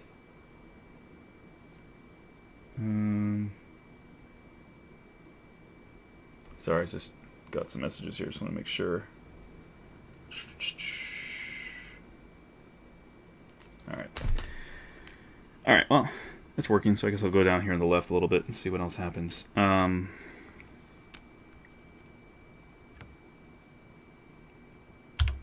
Anyway. I forget why exactly I was telling you about my childhood, but it's just interesting how so much of art, so many artists just have that. It kind of comes full circle, you know. You might start down one path and it winds up leading you down another, and it's usually back to where you, kind of back to where your heart was in the first place. And again, that's something that's just it's a natural, organic thing. It's not like, you know, it's like the call of your first love. That whole thing. It's like our officer friend here, or former officer friend, I guess. It's something that maybe you enjoyed, and that's the thing. That was an interesting mental separation that I created when I was younger. I always thought, oh, Steven Spielberg is amazing, but I could never do that. And I was like, well, wait a second. Why am I telling myself that I could never be someone like Steven? And of course, you're never going to be the version of whoever. You're going to be your own version of that. Of course, the best version of you. But your heroes and inspirations can always have a huge impact on your trajectory in life. And Spielberg is definitely one of those for me. I love his style. I love the classic adventure that is accessible to everybody and that people really enjoy of all ages in general. But I also love a little bit more harsher edge, a little darker stuff in general, but not to the point where it's repulsive to people or grosses them out or turns them off. I think like The Last Guardian has a great story, but it is dark. But it definitely has a great ending, and it doesn't go as dark as it could have, and which is good, because if it would have gone that full dark, it would have been super depressing by the end, and you just would hate the game. They knew he was really wise to pull back from where it could have gone and give you this sweet after credit scene where it's just like a gut punch of positive emotion, but everybody still cries because it's just like, wow. I don't want to spoil it for anybody, but yeah, you kind of feel like it's going to go one way, and then it kind of, after the credits, they have this last beautiful little 2-minute scene or 3-minute scene, and it just crescendos with like a cherry on top, and you're just like, ah, and you sob again. It's so good, so good. It's like a great piece of music, you know, and you have that perfect note at the very end to kind of cap it off, to have resolution, essentially resolve. It's great. That's what quality storytelling should be. Or like Christopher Nolan, another great director that I really admire, and his work I love. I think that we need more minds like that in the industry, because you can name all these directors on one hand, pretty much. You know, that have these great film after film after film of just quality that's just kill it, and are kill it in a great way. I mean, you know, they just annihilate the box office in a good way, and they just They just are money machines. Oh crap. Duplicate now. Flip. Vertical. So if anyone, sorry, I'm blabbing. I'm not really good at chat. If anybody has any questions or anything that I'm doing or whatever, please let me know. All right. So then that's, yeah, this is warping because of, I think it's lens distortion from the camera. So I'm gonna have to sort of break rule here a little bit, break from the image itself, and have to agree to just hold something the way it is. Sorry, wow, I'm missing a bunch of stuff. What do we got?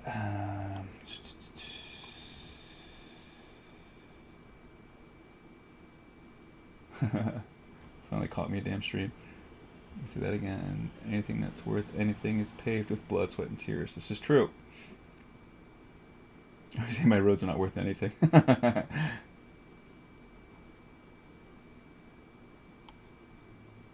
What's the plan with this Photoshop Alpha you're creating?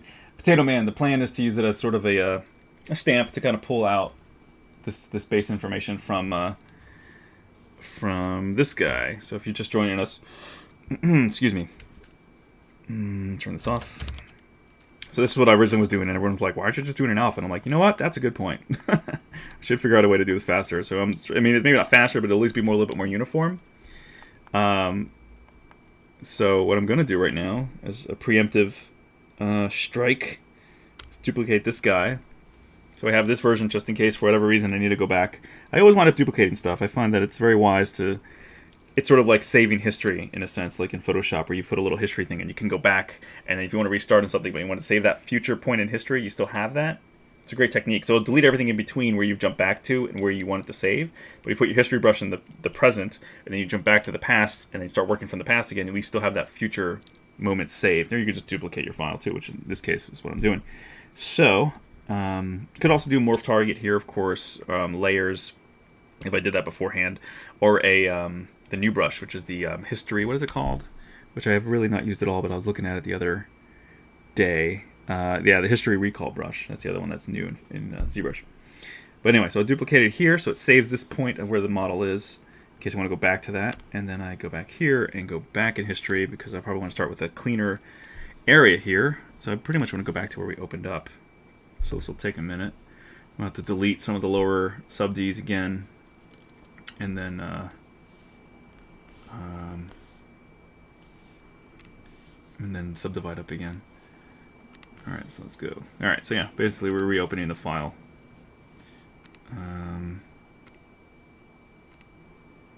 Yeah.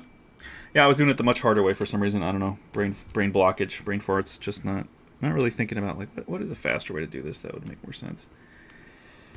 Anyway.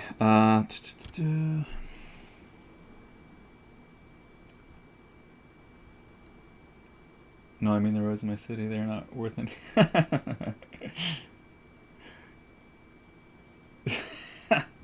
I don't know. I'll take one of them and see if it has corpse. I don't want to bother you, but was wondering if you got my second email. Oh, dude, yeah, I'm sorry. It got buried, but I saw it. I have to get back to you. Or if you want to ask any questions here again, I can give you some real time advice. Exodus. Akira Kurosawa is the best director ever. People that plagiarized him made franchises off his of his movies. Yeah, that's like right. He was the inspiration for Star Wars, right? For like Darth Vader and a lot of that. It's, by the way, Daniel, booleans and array are great for creating clean circular patterns. Yeah, this is true. This is true. I could try that as well. Yeah, it's a very good point. I've only done a little bit with array because I don't really do a lot of do a lot of like consistent hard surface stuff that needs that, but that could be a good experiment for this. Just checking here. Is this? Yeah, this is rotated. All right. Yeah, this is getting weird. I might just fudge this a little bit more and just do this in. Yeah, because you can see the circle's not a perfect circle. It's because it's lens distortion. Might just fudge this a little bit then and do this in ZBrush.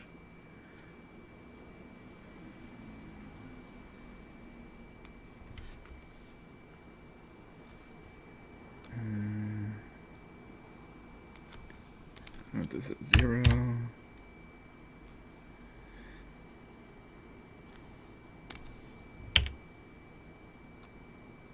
And that would be around there. Yeah, and then this should just continue out. It's frustrating. And then we just got these little triangles that kind of alternate.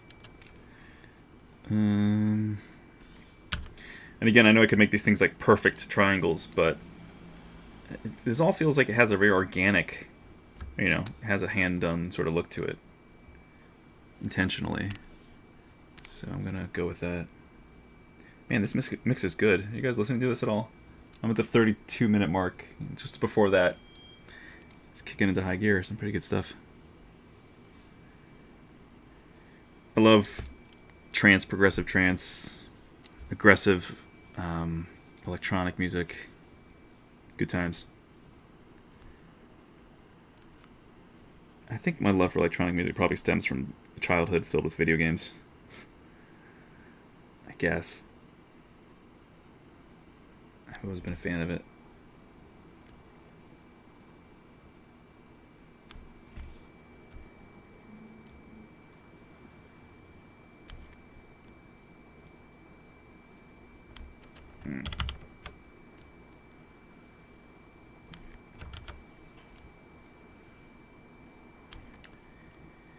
I always remember, whenever I try to draw a circle, I always remember this great line from the, I forget if it was in the novel, because I forget if I read the novel or not. I might have, but it's been a long time. Sphere. If you guys remember. I believe it was Sphere? Maybe I'm wrong. Maybe it was another movie. But someone talks about how someone came to a king or whatnot, and I forget how it's all blurry in my mind, but it was, they went to say how perfection is a powerful statement, and so when someone came to someone else who was their superior, they drew a perfect circle freehand, and that statement was one of asserting some sort of ability or power or, you know, competence, because, yeah, to draw a perfect circle freehand is pretty much impossible. Almost. I mean, I'm sure that people can do it, but it's like a superhuman skill. It's like a super, it's like a super ability practically.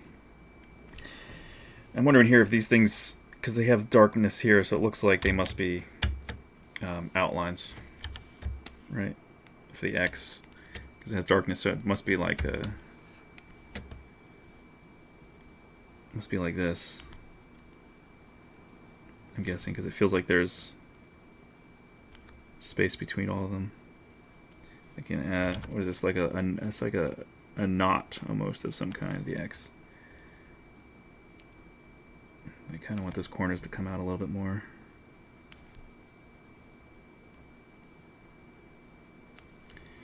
And let's do a little black to erase that. Oops, this is not in screen. Boop, there we go.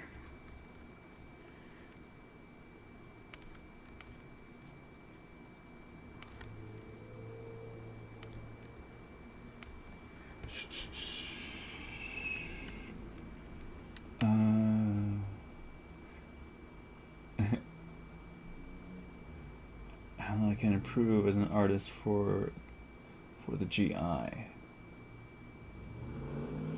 For the GI? For the GI. Progressive electronic music, like industrial and agrotech. Yeah, industrial. Sorry, I was brain fart and I wasn't thinking of that word, but that was the word I was looking for, industrial. I've never heard of agrotech. Is that a thing? Is that like a subgenre that I'm not aware of? And if that's the case, like if you know the Matrix soundtrack and a lot of those things that are on there, a lot of the songs, I'm a big fan of that style.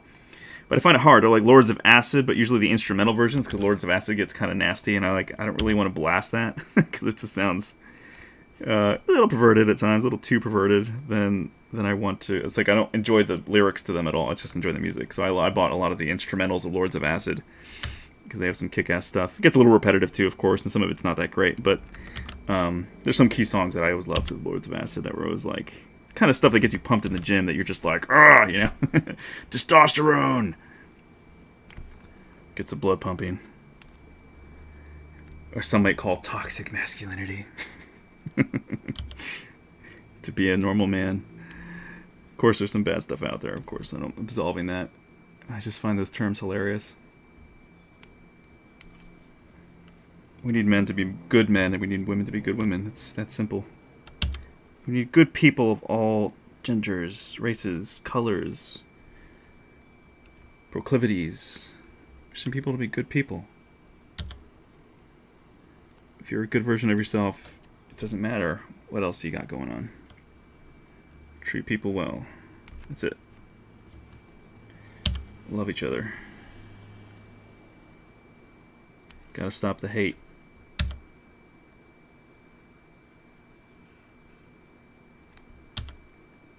Sorry, I'm just being anal here. I know this is probably just annoying someone.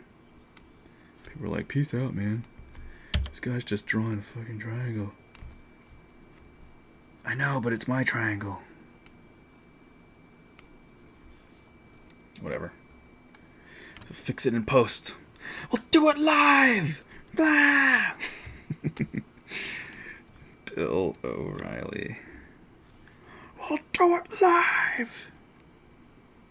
Alright, let's see what the other side here looks like. Yeah, so this is like the tail. Interesting how they have the segmented pieces there, too. You can see that. It's so funny, my instincts are still like from the natural world where I will have dust on my screen or something, and I'll just do this to, like, you know, push it away, or like my brain immediately goes to back when you're drawing with a pencil and you've erased a little bit and you just do this with your pinky just to like brush it away very quickly. Sometimes it's just like I didn't fill in a hole here and digitally, and so then you're like, wait, what am I doing? There's nothing physical here to move. It's on the computer. And I see that I didn't fill in those little sections right there. Interesting. I'll zoom in here a little bit. And switch to black. Oh, oops, wrong one. Let's see here, where are we? This one. Yes. Alright.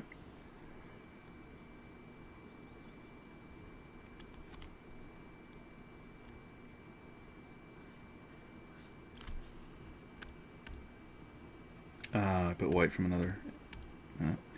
Happens when you work on the wrong layer. It's a big no-no. I should just merge them all together, I guess, at this point. No, that's where it is. Boop. I don't think there's a reason to keep them all separate at this point. And if there is, I can always just mask them and pull them apart. Okay.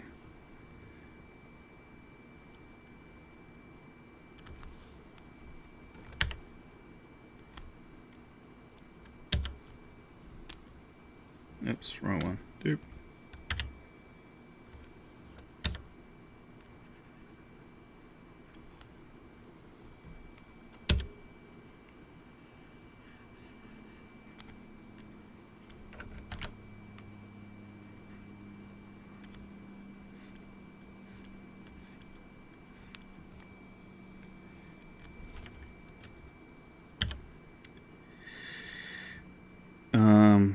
Exodus, I mean, in general, if you're asking just how to be a better artist, I mean, it's pretty simple as far as the general ideas. It's practice, you know, practice and look at the best. Look at the artists you admire. Look at their work, right? And it's fine to copy initially and do, like, you know, I hate the term fan art because I always think it's just art. But yeah, if you want to really copy somebody that you admire, then, you know, feel free to do it. Of course, give them credit, you know, acknowledge that you're replicating someone else's art or original work if it's not clear, if it's not like Batman or, you know, whatever, some famous character that everybody knows. But then it's just practice, man. Just all of us, like Vasquez was saying earlier. It's not about what? Oh, I'm an eraser.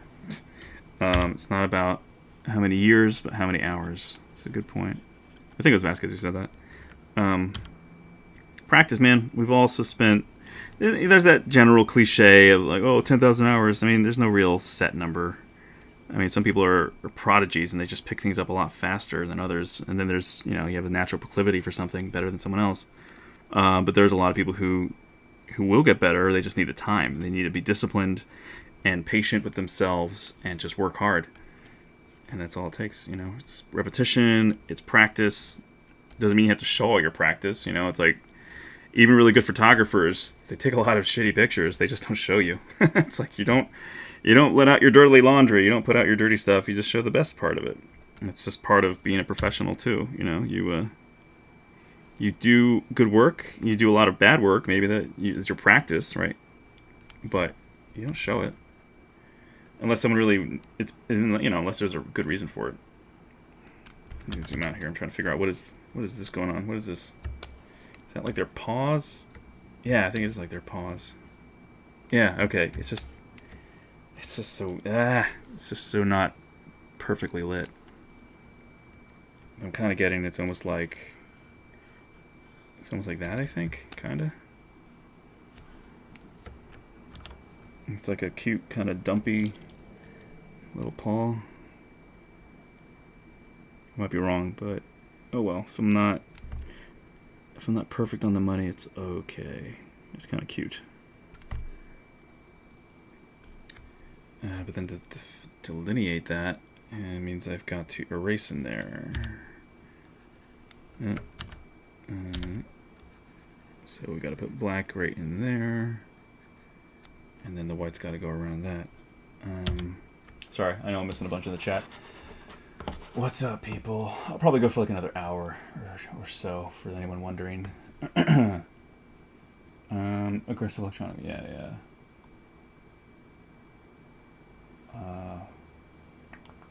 Vinnie Franklin. Gito? Another Marvel Comics character has now been created. Perfect Circle Man. That's great. The World Freehand Circle Drawing Championships used to be held where I live. Really? Come on. Little oddity games. Is that a thing? It can't be a thing. You're pulling my chain. Jerking my chain.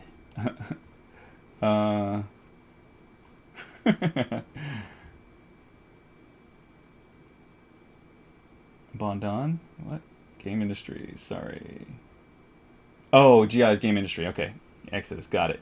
Yeah, man, I think it's just practice, man. You just got to look at some of the great artists, look at the good assets that you respect in games, and then make that quality of work, you know? Aspire to make stuff that's just badass. It's just impressive.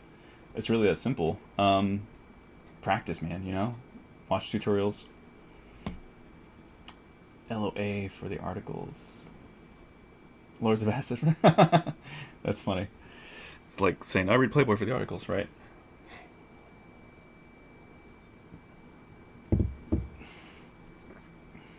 Time for bed. Have a good stream. Thanks, bro. Take care, dude. Sorry, I'm probably saying this as you're already gone. I don't know. Wonder where Pro is from.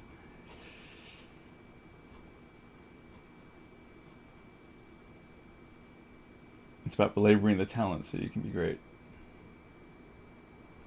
Copy someone you admire, then claim him to credit you for your copy. Photoshop now has a lazy mouse equivalent. Then gear next to the smoothing drop down, different smoothing. Oh, really? Interesting. And what is this YouTube link?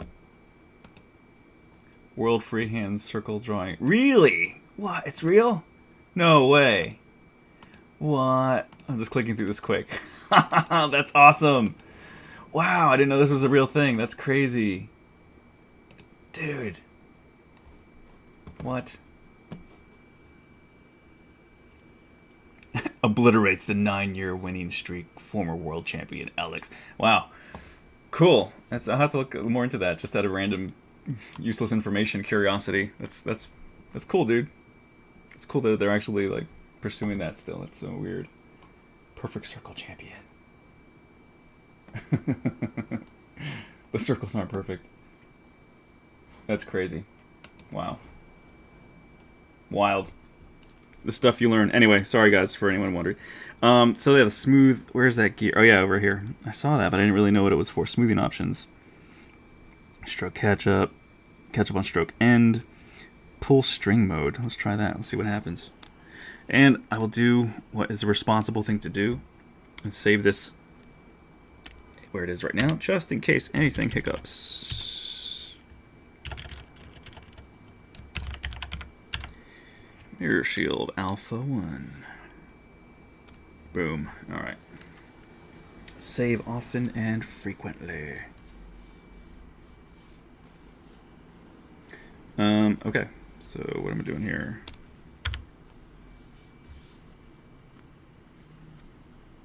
Oh, brought up another menu. I was like, why don't I have my brush? Duh. That thing. Okay. Let's just see how this works. Oh, wow. That's so... Wow, why haven't they done this before? So cool.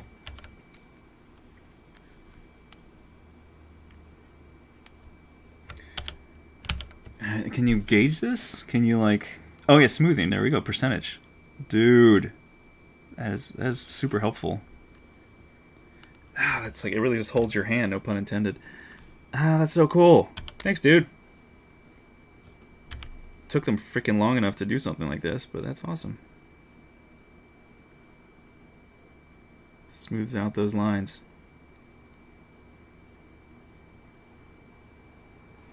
It still feels like a little like weird, but that's, I'm sure, again, just practicing with it will help. That's so cool.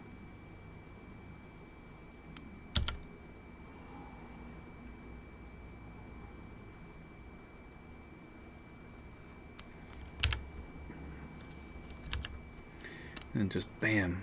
This is what I hate about bucket fill. Is there any way to fix this where it's like you bucket fill something and then it leaves this really thin outline and then you try to fill in that line and then it floods over that line and it messes up the exterior perimeter of your area usually. And I hate that. Right now it actually didn't look like it did too bad of a job there, but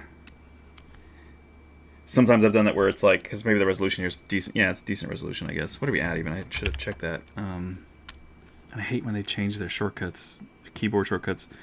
I want to check your image size. Oh, okay, yeah, this is 72 dpi, but that's fine because we're at 3000 width. It's not a perfect square. That's okay. I'll just paste it into a perfect square. All right, yeah, that's fine. 72 dpi. It should be, could be better, but whatever. It's enough pixels that it doesn't really matter. But yeah, does anybody know about that? Like, why when you fill it always like, it's like, is there any way to control that? Any way to fine tune it?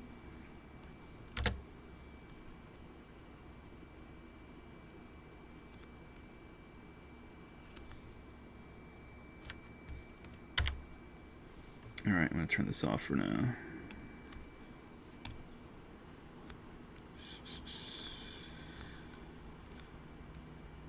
Oops, switch.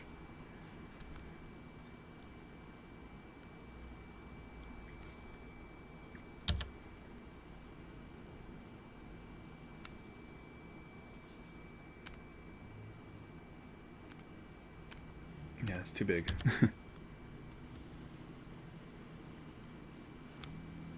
Looks a little disproportionate, too much so.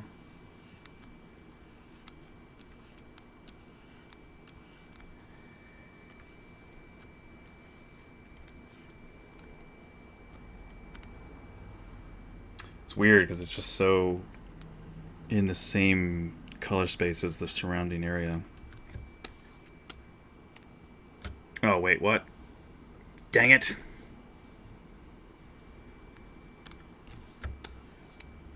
Curse you! Shit. Excuse my French.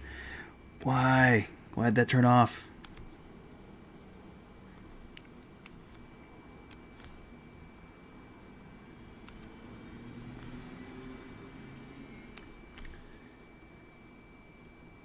Ugh.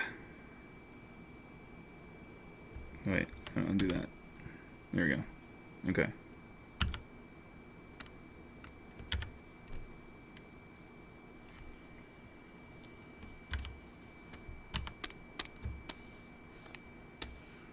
Well, at least I was just focused on one area. It wasn't like went crazy.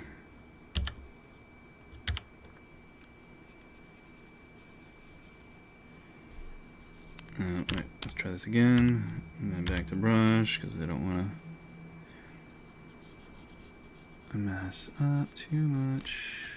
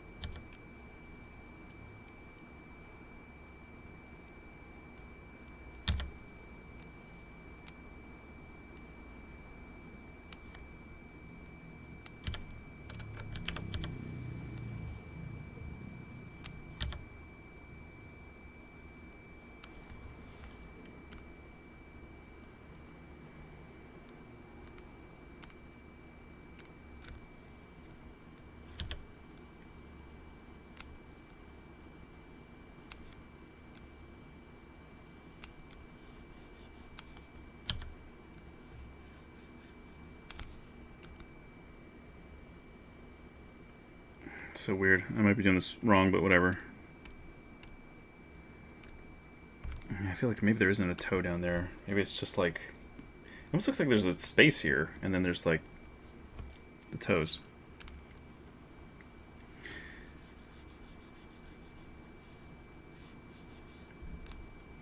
I don't know. I mean, this is where I'll just have to take some creative license and just do my own thing, I guess, and just be like, well, it's close enough. Plus, no one else is going to be looking at this level of detail and being like, that doesn't look accurate. This isn't Star Wars, so. Well, then actually, that Greeble and Nerdy should be somewhere else.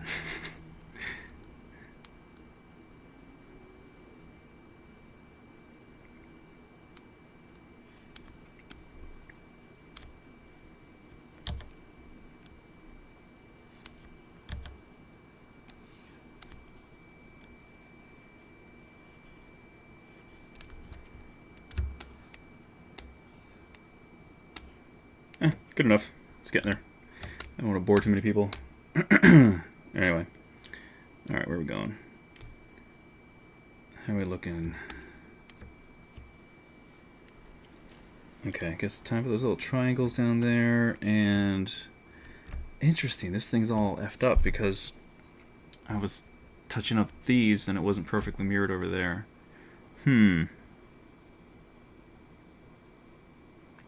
It might be something, like you were saying, Vasquez, it might be something better to do with array in ZBrush. Alright, missing a bunch of stuff here. Where are we going?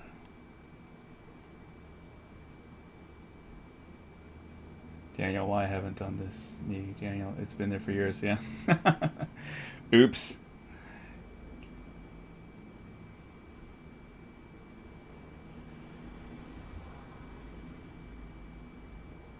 World freehand circle triangle.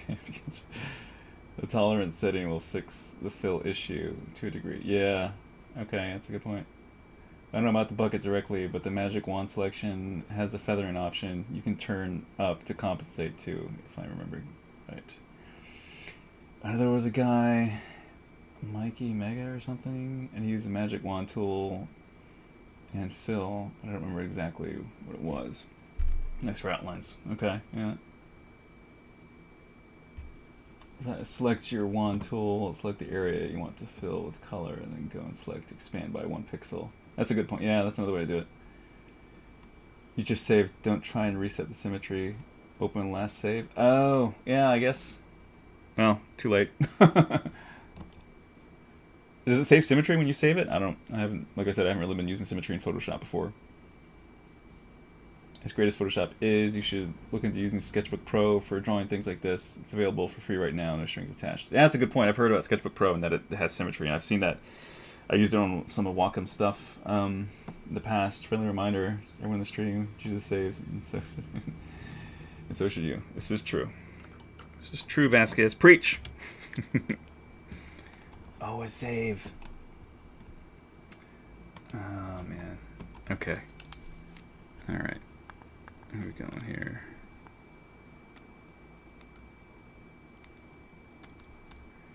Just do a little tidying up here, and then try to get out of Photoshop and back into ZBrush here, because This is a ZBrush stream. My apologies, Pixologic, sorry, but this is part of the workflow for a lot of us. If I could do this in ZBrush, I would.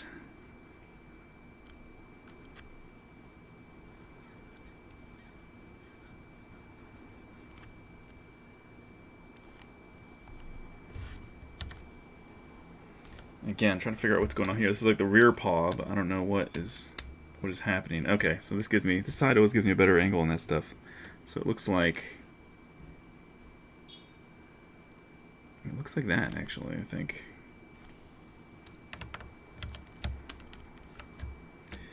Yeah, I think that makes a lot more sense. It's like, yeah, it does look like there's a toe there, unless I'm crazy.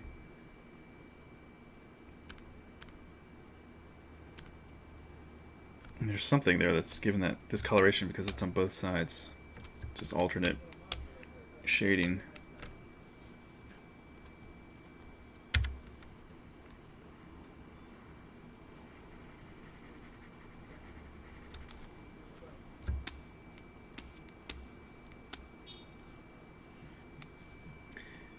It's not perfect, but whatever. It just feels better when I have a little bit more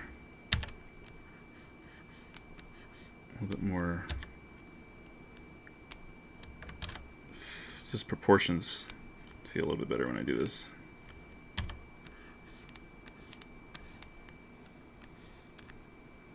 Alright, whatever. Moving on.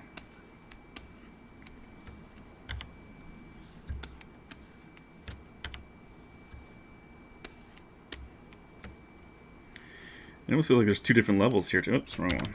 Like there's two different levels here. Like this is raised and it's over this in the same plane path, but just one's raised more than the other. And again, that can be easily adjusted in ZBrush.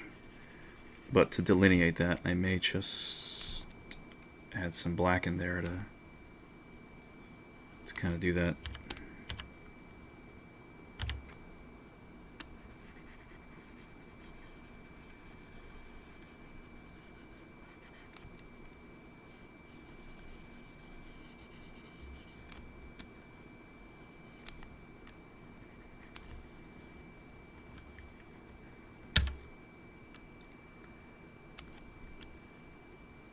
So has anyone else out there been taking this time during this lockdown, pandemic time to work on any personal projects that they've been wanting to do for a while? Or you guys doing anything exciting that you've been like itching to do? Alright, and this line needs to be consistent too.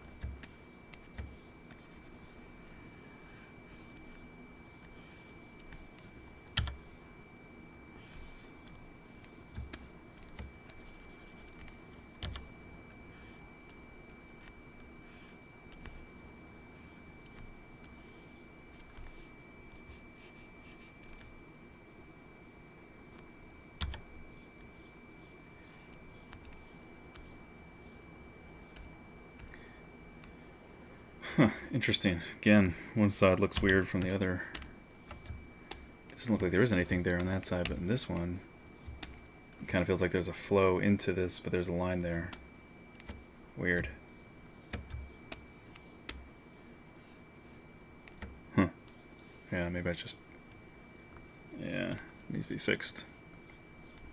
Weird, why did I do that?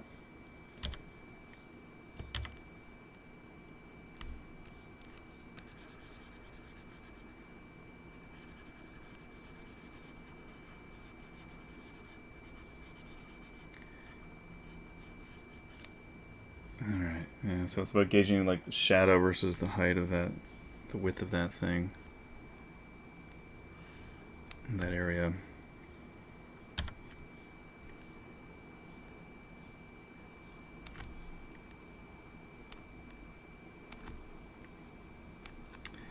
Vasquez's comments ring into my head, but it's funny because it's like, you're like, try this. And I'm like, I never knew it was there. Why didn't they do that? And you're like, it's there for years. You know, it's funny. It's because we get in our ruts, I guess, and we don't really always look for the newest thing in every software that we know because you're so comfortable. And that's, you know, that's a knock on me. But I think a lot of us fall into that where it's like you're so comfortable working in something and doing something a certain way, and to break your comfort, to get out of your comfort zone sometimes it's just inconvenienced, you know, or just you're just so into your methodology that you don't really venture out of your comfort zones. And we should. And sometimes you just don't know that they've made an improvement to something too that has long been needed. So anyway, it's funny. All right.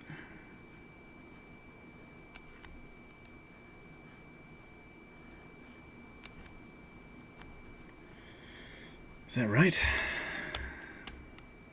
It's weird because here you got this shape.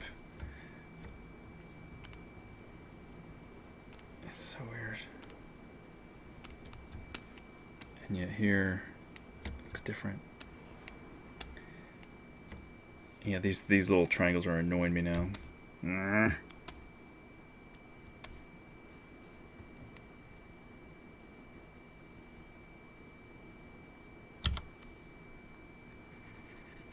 I think I'll do the triangle separately just to keep it a little bit more consistent, and do that in ZBrush. Because this is just weird. I don't know. It's be a challenge because everything's a little warped. I'll just erase. Oh, no. I want to erase them. What I'll do is I'll just cut them out and put them on a different layer. Oops.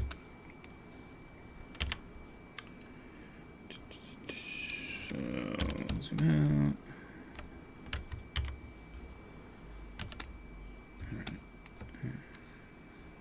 out. Oops.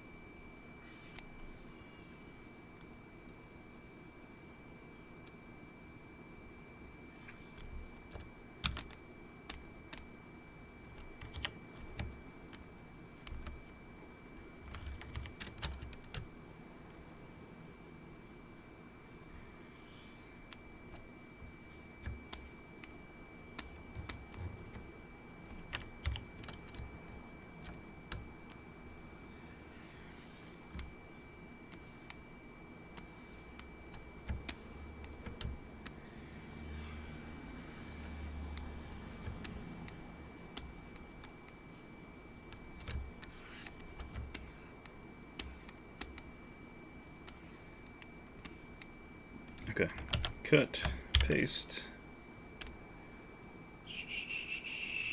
screen, and hide.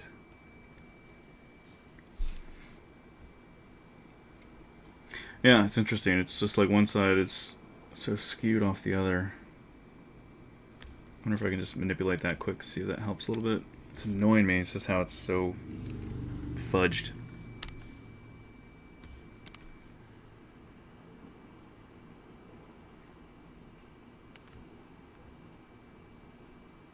That's really where it should be, like, but it's so it's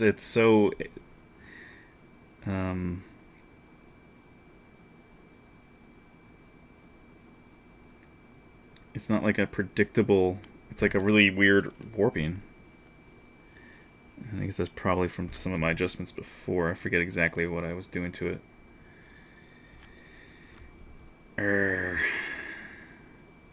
But it's alright if I just focus on one side and make that side correct. The rest will fall in line when I apply it to the perfect circle that is in ZBrush.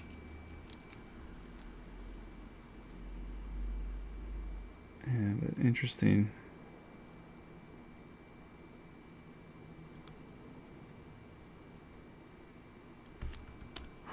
Anyway, sorry I'm missing a bunch of chat. What do we got? What do we got?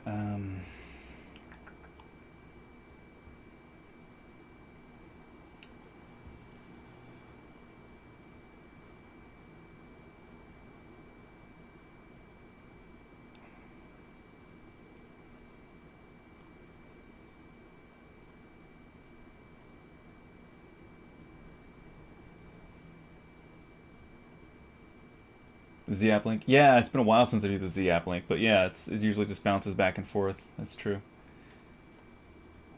Yeah, if they don't want using that, yeah. We're gonna 60k polygon on our character right now. Cool. Exodus, you can go up to like 100k easy, over 100k now with most game characters. If you're talking about like a AAA title, like a Resident Evil game, you can go over 100,000 easy.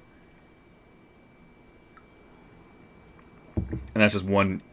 Excuse me, that's just one main character. So you could have other main characters that are equally as dense or a little bit higher even, and systems can handle it just fine now. Haven't had it closed yet. It's great. Like 10 more. So it's gonna be like 10 more. Yeah. Do you have the link of your Last Guardian trailer? Well, I haven't made the trailer yet. That will be coming though. The shield is actually a big part of the teaser trailer, and then the actual. It's not gonna be a trailer so much. It's gonna be a teaser trailer, and then it's gonna be like just a short, you know. So that's the goal. So this is all going into that. What coin is this anyway? It's not a coin. It's a mirror shield from The Last Guardian. So I'll show you guys. Let's see if I can find a quick bit of gameplay with the shield. I don't think this should cause any trouble.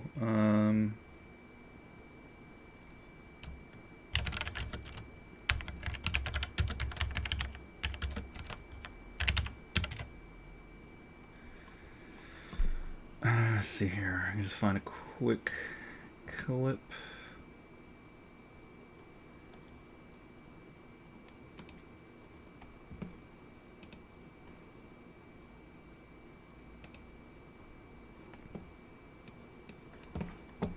Let's just jump to when you. So this is you're playing as a kid, and you go in this little hole. You crawl through it through a cave, and you discover the shield here. So this is a cool section. He's climbing through there, enters this really cool room that's like super low temperature compared to everything else. He gets chilly, and then he runs around that little pool of water over here. You'll see right here is the it's like a sarcophagus. And so I reworked this in the short to be more like a doorway, and the handle is more of this thing. So it's not as gigantic as this thing, because this thing's like a giant person. But then there is this awesome sound. It's like whoosh, you know, and like focuses in, and you have this really cool little weapon or shield. You don't know it's a weapon yet, of course. And the boy is narrating this as an adult from the future, essentially. So he's reminiscing. He's telling the story to some kids who found the shield buried in the dirt in his hometown. And so this is like the shield is such a pivotal prop in the whole thing. It really is sort of like a bridging element. So anyway, you climb back out of here. You meet back up with Trico. Trico's chilling here. And he's like, "You're back." In this game, you can actually wipe the blood off of Trico, too, which is insane. You can pet him and clean off the blood. It's so cool. And he freaks out when he sees a shield. It's just sort of syncing up. And the sound design here. I know the sound designer is this really cool guy, Derek. He's awesome. The sound design in this game is incredible.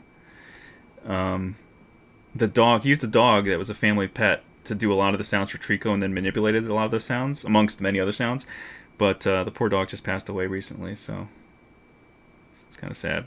But see, yeah, you can see how close you get to the shield here. You kind of do, but you kind of don't. Like, you really have to force the camera. And then they didn't sync it up right here, where at least they didn't get the animal to stand up yet, so you have the tail just kind of like firing. He's like nonchalantly scratching his ear, but yeah, so that's the shield, and that's what it looks like in general.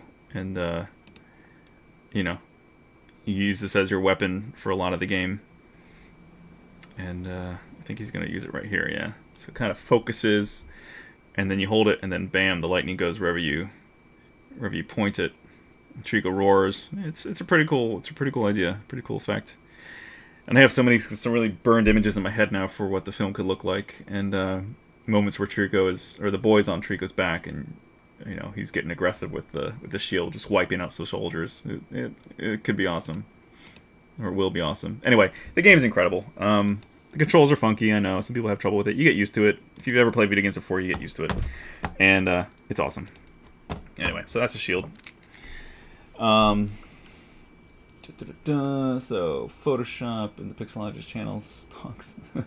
Stinks, yeah, I know, sorry. I'll be out of it soon. I think it's a shield, not a coin, yeah. Clip Studio paint has symmetry. Yeah, I'm kind of scared of going through that high. Bucket paint fill, it's great. Doesn't give you the gap. Oh, cool. Called Adobe, it's gonna buy Pixologic. Now watch. Anyway, alright. Man, we got a lot of people in here right now. This is great. That would be the day I go berserk. Screw Adobe and their subscription model. Yeah, I'm not a fan of that either, but I am paying for it. Anyway, yeah, I know if anyone's not happy with this, we're going to be back in ZBrush soon, but this is a very detailed alpha creation, essentially. We're almost there, because I got this in there, and that'll be fine. These guys are going to be modeled by hand. Just do these triangles down here, finish up this tail, the L and R, and this little thing, and we'll be out of here. Be back in ZBrush, and I'll go for about another hour-ish.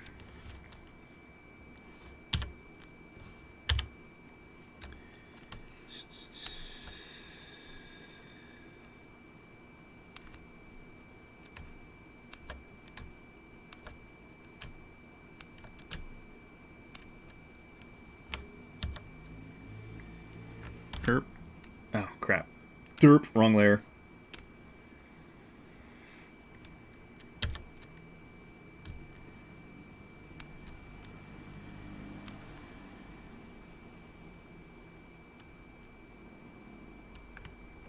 No, wait. This is interesting. Alright, so this is raised. It's almost like...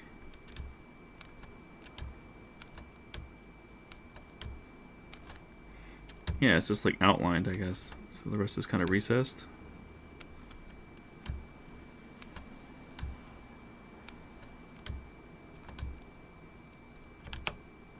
Yep.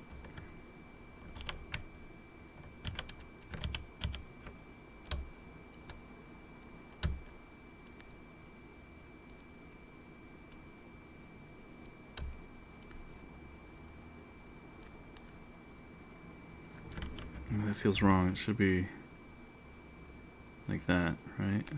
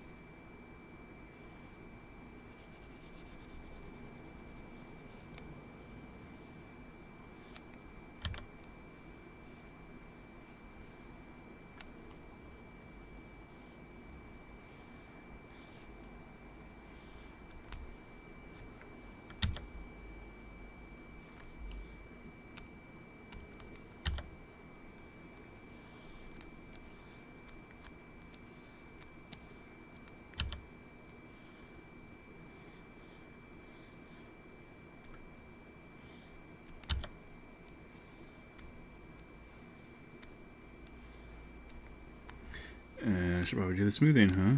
Might help here a little bit.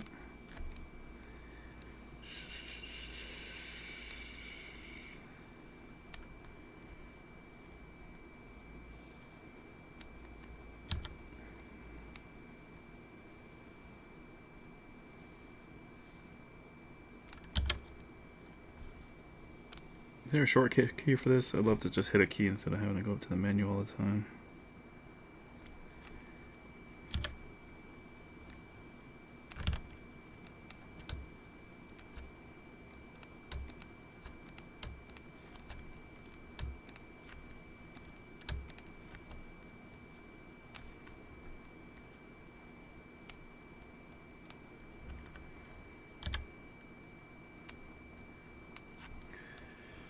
Whoa, chat.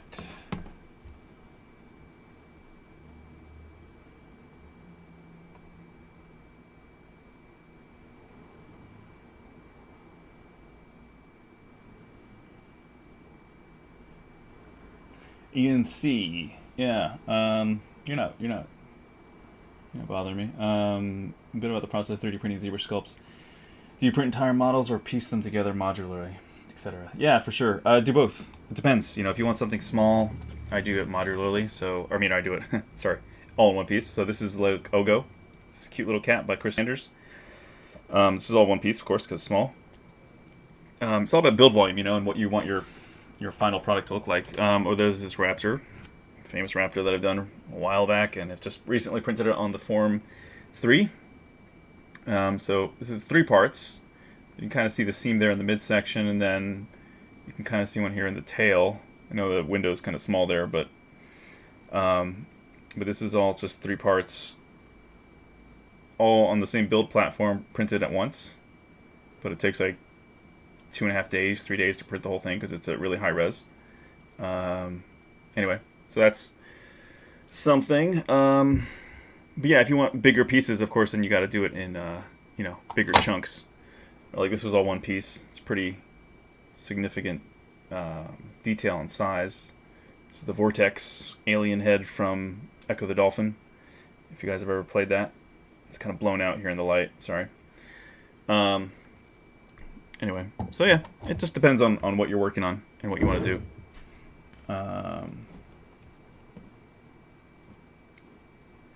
Yeah, I don't think Adobe's going to buy Pixologic anytime soon, guys. They're pretty independent, I think. A good process is split the model into pieces that will print cleanly. Yep, depends on what type of printer you use. Yeah, that's a big part too. Have a good night, everyone. Catch end of this on the VOD. Thank you, Dan. Be safe, my friend. You too, Dougie. Take care, man. Thanks for joining us. Thanks, Ian.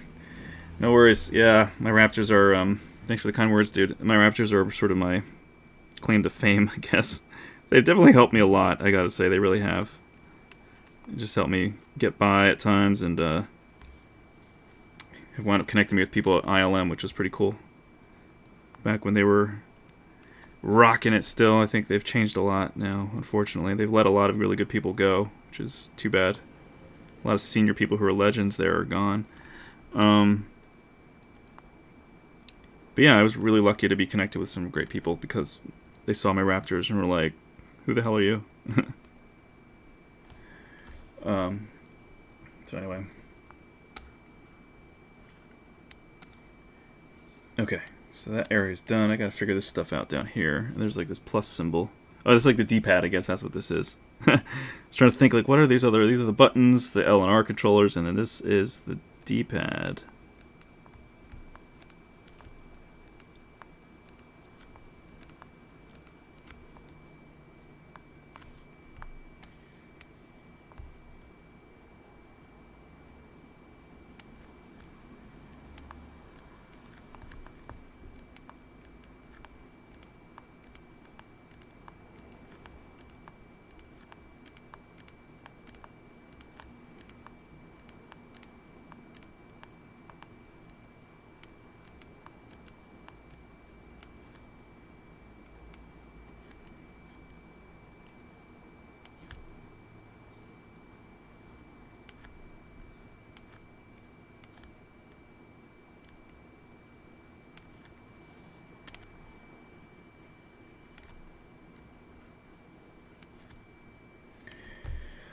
Alright, keep moving on here. Almost done, I know. Sorry, people are dropping out. They're like, this is taking too long.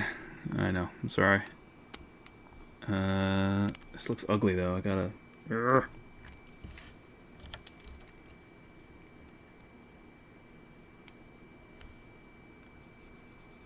That's just, I don't know. I'm being anal about this. This just annoyed me that it's not looking the way I would like it to. Just want it to be a little bit more proportioned, right?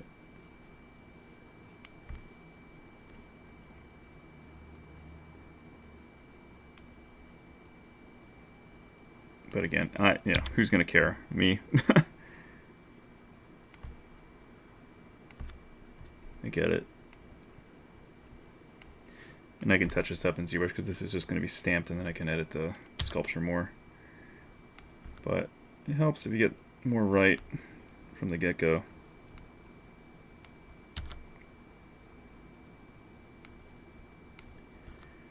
Alright, I know everyone's waiting for that payoff though. You want to see this just pop out. Ugh, that looks ugly though. God dang it.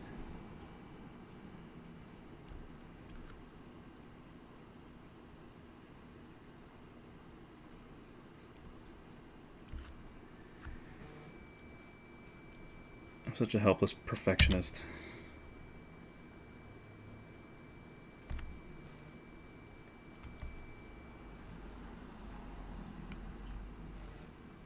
It's hard for me to not care about the details.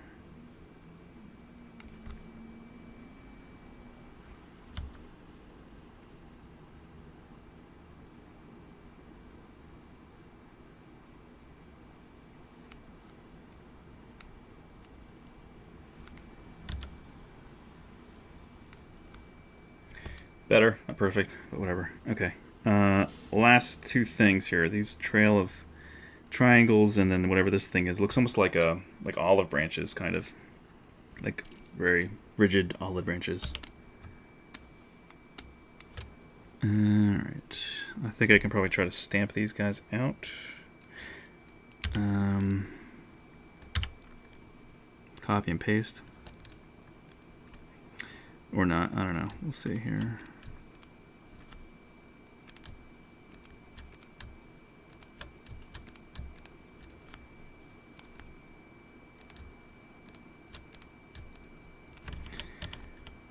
The trick is I don't. It's the diameter of the brush. Bring this down to 12. Maybe more like 15.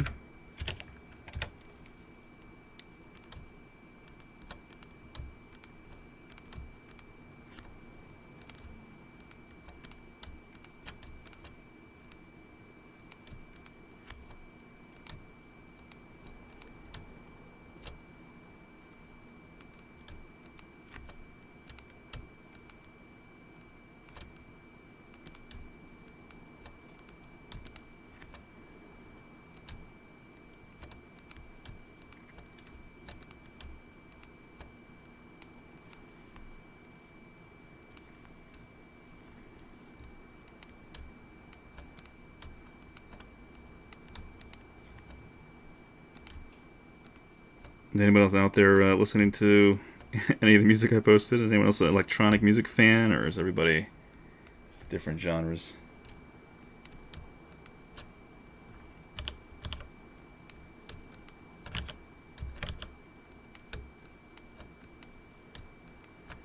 Just curious if anyone's listening to the same thing I am right now or not.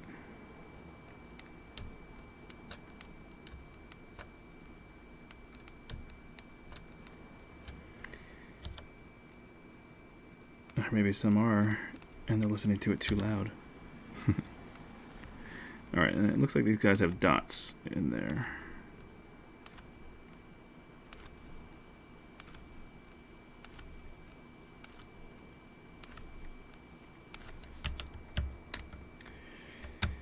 Beautiful. Alright, save this guy. And the last bit before we jump back into ZBrush. Finally. Make sure this goes down. I know, it cuts off there. Okay, so to fix that. I'm just going to do a quick canvas change. And it's over there. I want it going down. We just want to match that. Boom. Perfect square. All right. And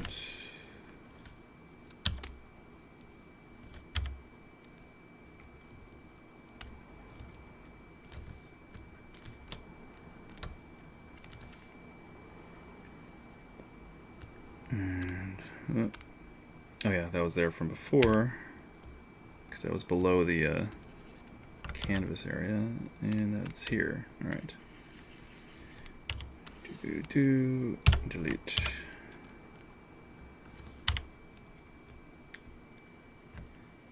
Oh yeah, these guys up here. I forgot these little things. They're so faint. It'll be fun.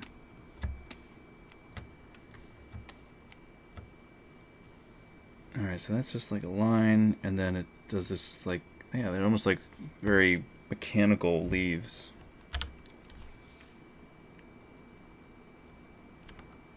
Hello? There we go.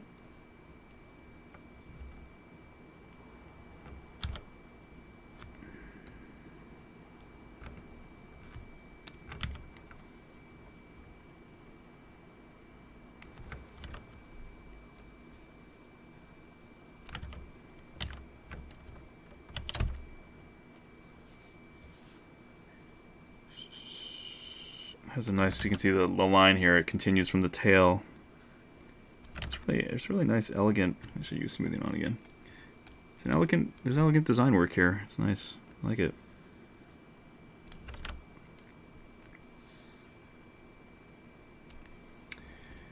I can only assume that there we go. I can only assume that it connects down there. I don't know.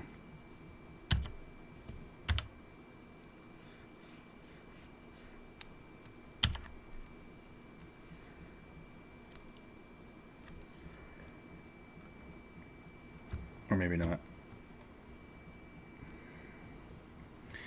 Yeah, let's go with not, actually, because I feel like everything else here doesn't, everything outside of the center doesn't connect really. There's a unifying symbol here, but then these two things are separate. And only the triangles seem to really go around perfectly, so this will probably, I don't know, just taking a guess, maybe this will end the way it starts over here. It's kind of like a little tail kind of tip.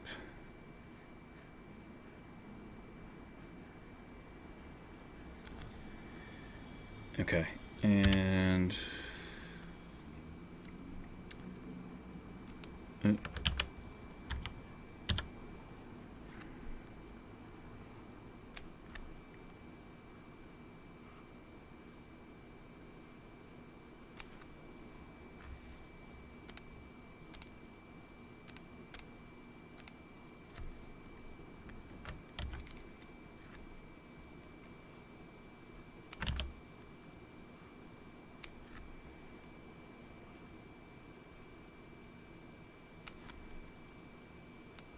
it's weird, it kind of has this diagonal. It's like, what is that? What is that shape?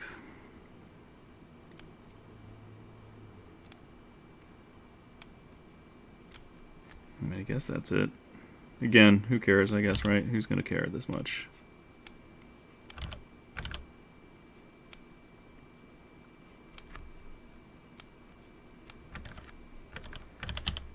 Ish.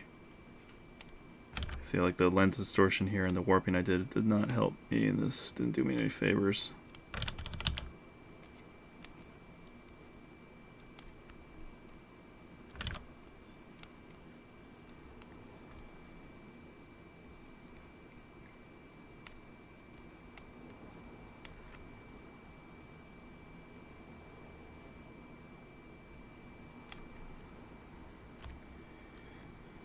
And we just keep going.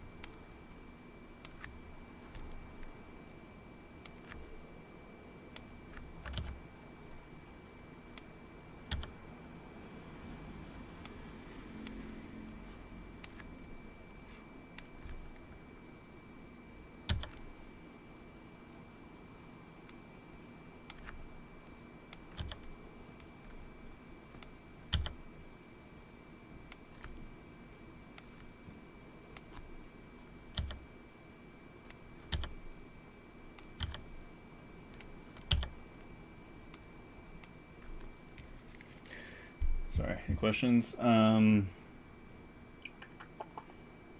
high quality miniatures, 12-inch figures of superheroes and villains and things. Just reminded me, Form 3 now has a cleaning mesh print to grab failures from the... Yeah, that's right. It's very useful. Yeah, I haven't used that yet, but I'm very curious about how that works, actually. It's a Doom Eternal. Doom Eternal's got a great soundtrack. It's badass. That game is awesome. Some of the Base Hunter. Hopefully the Mick Gordon tracks. Yeah, right? Don't worry about getting the details wrong. Repeat after me. Artistic interpretation. You're right. You're right. At this point, it's so minutia. It's just, yeah. I'm getting so far in the weeds here. It's like pointless to get that nitty gritty. You are right, sir.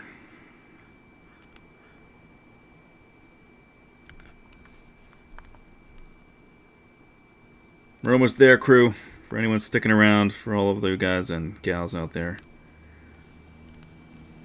We're almost back into ZBrush here.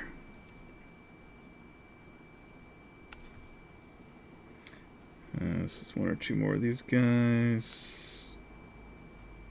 Let me go back top and finish off. Alright, I think we'll stop with those there. Kind of has a nice feel. It's like those olive branches they put before or around titles and to make things feel just more official and elegant. I forget. I remember looking this up a long time ago. What is the significance of the olive branches with film festivals and awards? And I mean, I'm sure that has some sort of Greek, some Greek background, right? Or Grecian or Roman? I don't know. Something to do with the way they have ornate. Maybe like what the crowns they had back then. They do ornate olive branch things. I don't know. I forget what the significance of the olive branches are.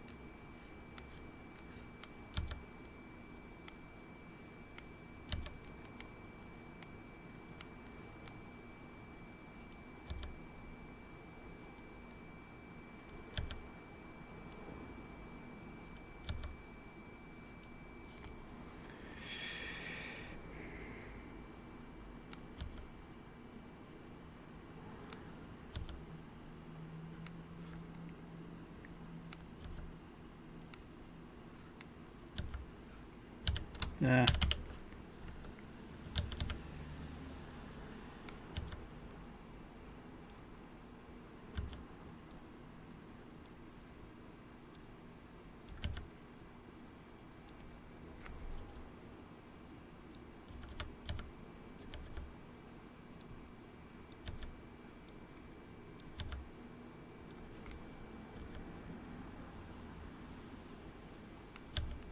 Oh man, they're playing some good ones on this mix.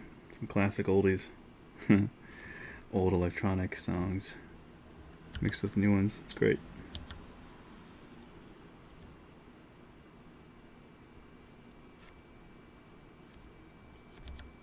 Alright, sorry. I know. People are like, what the fuck, man? They're dropping like flies.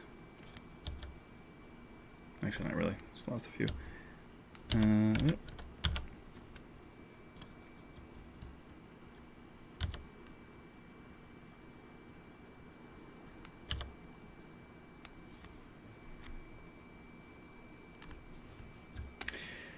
for future, I probably should just prepare this kind of stuff ahead of time so you guys don't have to be burdened by watching me do this. But I'm sure this is probably helpful for somebody, and it will be once we get back in ZBrush if you're looking to do something like this in ZBrush. This will work for any kind of ornate thing, you know, that you want to do in ZBrush too. This will be great for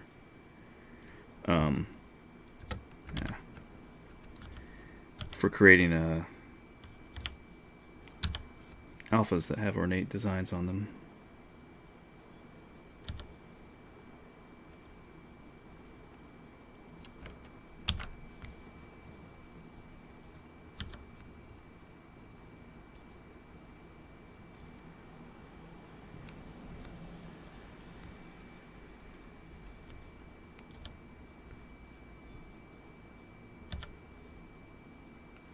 All right, last bit right here.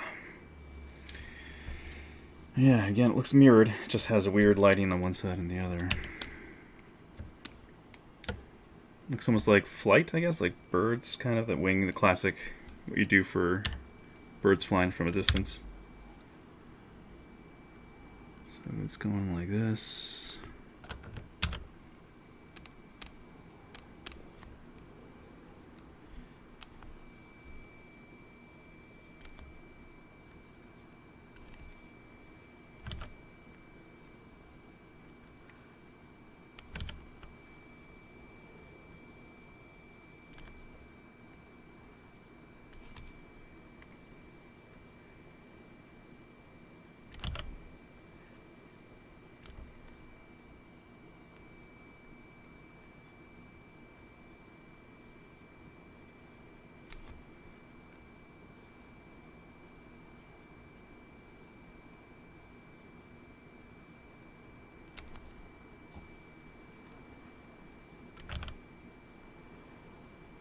If you really wanted to get insane with this, you'd do this on a separate file, symmetry, and then stamp this over here, and then, you know, but whatever.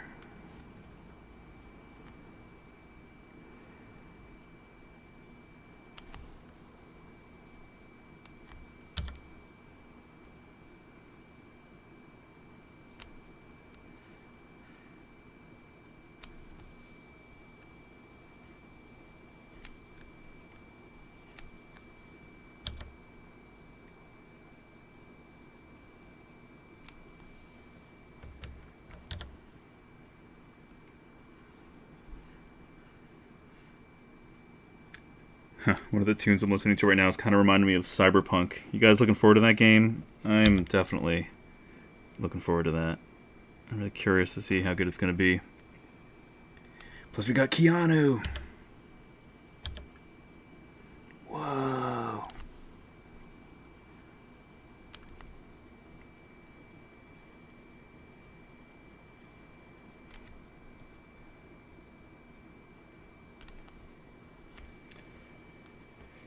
Alright, what is going on down here?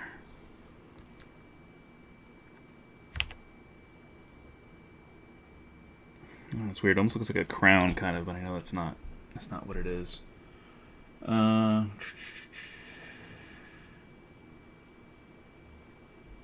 going to finish it on the stream or next?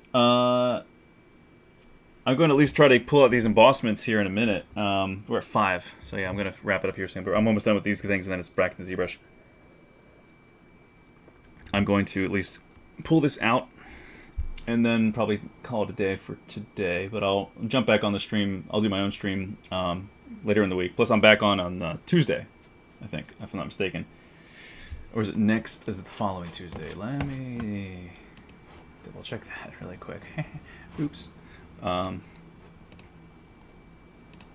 are we here?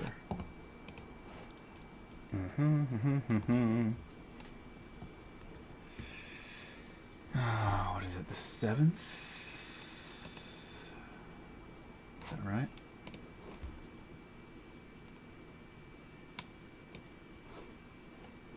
July. So yeah, not the 1st, but on the 7th. So and I'll be on in 2 weeks. So I'll probably do something my own next week. We'll see.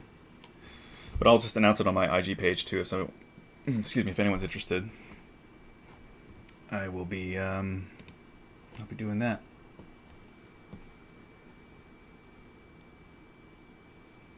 I'm just checking out some other images here. There's another good one that I forgot.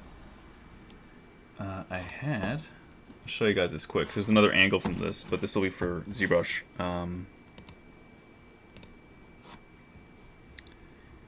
Where is it? Yeah, this one. Check this out. This is a good angle too for the detail I'll be looking to extract. So this gives me some good idea of like what's raised and what's recessed. And that just helps see it from another angle. It's interesting. There's some like wobbliness in there. And it's interesting. It's just different. It's definitely a challenge to replicate all of this perfectly. But yeah, it looks like those little leaves end. Again, of course, the one end that we're not working on is like away from the camera. But this helps a bit for sure. I should actually flip this over.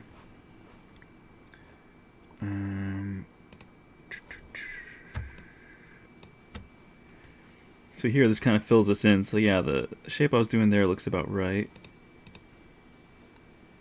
And these look like, I don't know, it's hard to see what this is. And maybe that's like is that a trico head? Like open mouth trico head? Maybe is that what that is? And then these things look like 3 boxes kind of just connected.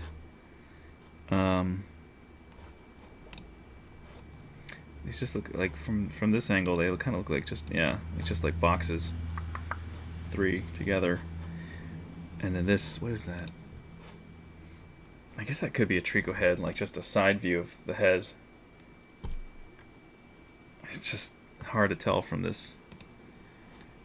It kind of looks like that though, like this is the beak, the eye, the ear or horn, the collar sort of, or neck, and then the lower jaw here and mouth. I don't know, maybe I'm crazy. Interesting. Okay, so I guess those are just like outline boxes. Like just like what they look like.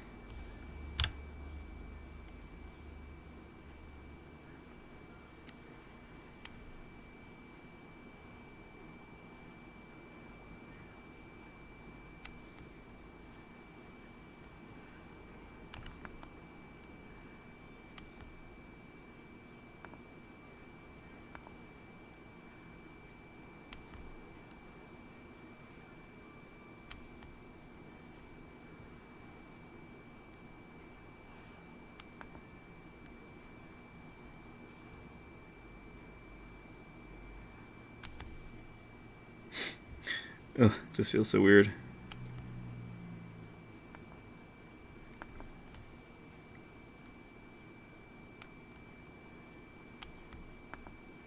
This is something that I would like to print ideally on the Form 3L, and I probably will. I don't have one yet, but my buddies over at Form Labs, I've been chatting with a couple of them about this a while back, and I just need to get this finished, obviously, so they can print it. So it'll definitely be something that eventually will be printed in tough, I think, to get that blue, and then I add some yellow dye. Is it blue and green? Blue and yellow make green, right? Yeah. A while since I've mixed with paints like that, and that'll get this greenish hue back in there, I guess, because they're tough material now. It went really blue, and I wish that I would have. I don't know, but timing wouldn't have worked for the stability of the resins that were the more greenish aqua hue what they originally had for their resin. So yeah, we're just looking at like outlines here. These are even too thick probably, but oh well. Let's go a little thinner.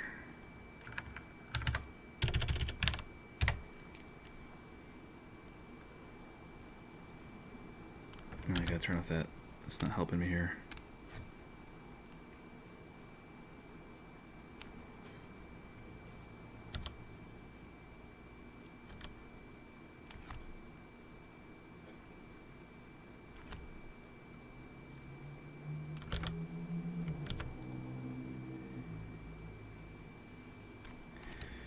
Yeah, there we go.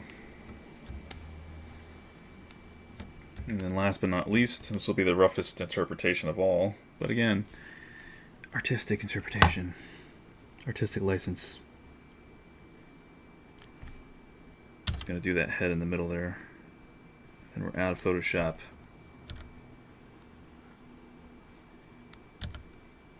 Oh yeah, and since super chats are not a thing via Pixologic and the artist at hand, if any of this is helpful, or if anyone's feeling generous at all, I'll just throw in a tip jar, digital tip jar. Don't feel obligated at all, but as it stands with the industry shut down right now and things are barely starting up, any amount would help. As we're all trying to make it by. So if you have the means, thank you. If not, it's all good. But I believe, I always got to double check because I hardly ever do this. Let's make sure that's right, so you don't send change to somebody you're like, I didn't want to pay them. PayPal.me. Yeah, there we go. So, if you feel like it, feel free to donate some change, coffee, whatever. Always helps. LA is not cheap, unfortunately. So we're all just getting by. If that. It sucks right now, man. I gotta tell you, being an artist is a definitely non-essential job, even though artistry is what helps culture so much. We communicate through art. And we inspire through art. Art is really essential, I think, to the human condition. We just don't think about it in that sense, but art is wonderful. And who doesn't? Everyone likes good art. If they don't know it. They're just crazy. If you say people don't like art, it's like you've never seen a pretty sunset. You've never seen a child smile. You never felt your heart warm from positive things. Like how, people say they don't like music. I'm like, what? I mean, I get it, I guess. I mean, I understand that there's people who don't like certain things and they just don't connect. But I'm like, how do you not like music at all, like in general? I don't get that. People are like, I'm not a music person. I'm like, are you okay? How can you not be a music person?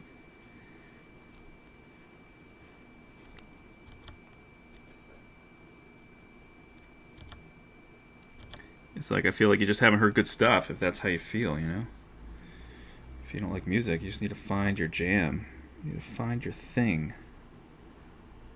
Your genre. Okay.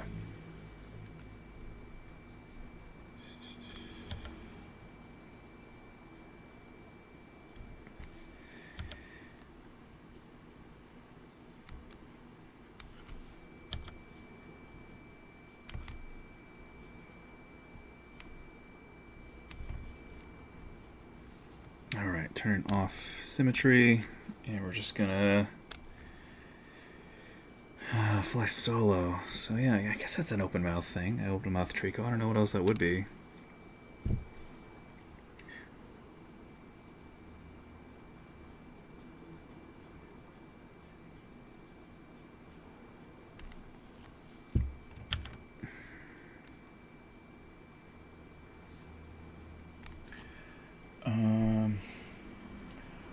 Rome used to award laurel crowns to conquerors.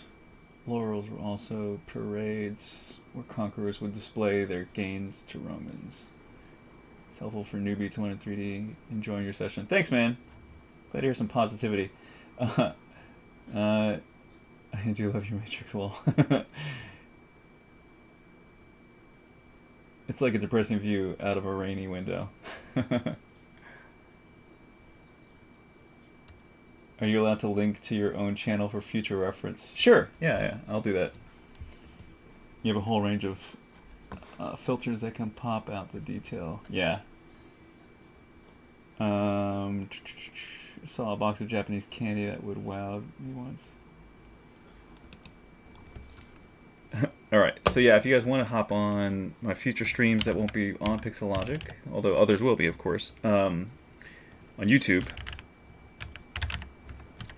This is moi. And I promise other streams will be more exciting than this. This is kind of boring for some, I'm sorry.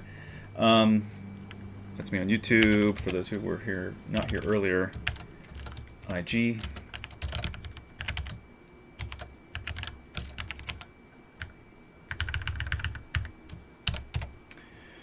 Facebook. I need to just copy this into a notepad and just copy and paste this instead of typing this up every time like an idiot.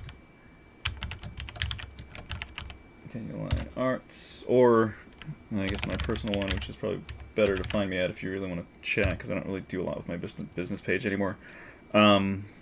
It's Daniel León. I believe that's right. Yeah. And I'm not really on Twitter. I mean, I mostly retweet stuff. I'm not really a huge Twitter person. It's good to connect with people on there, though. I've done that. But that's the only one that's a little different. Oh yeah, Twitch, same thing I think, if I'm not mistaken. Twitch.tv, right? /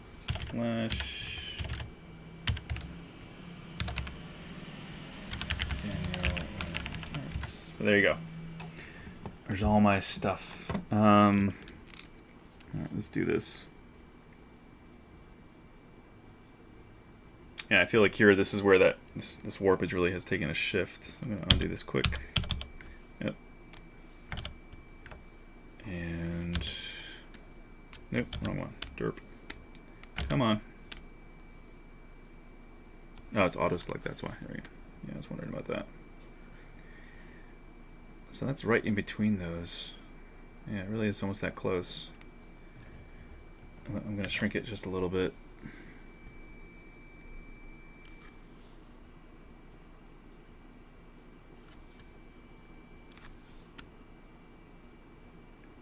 Just to give me a little bit more room to make that actually work.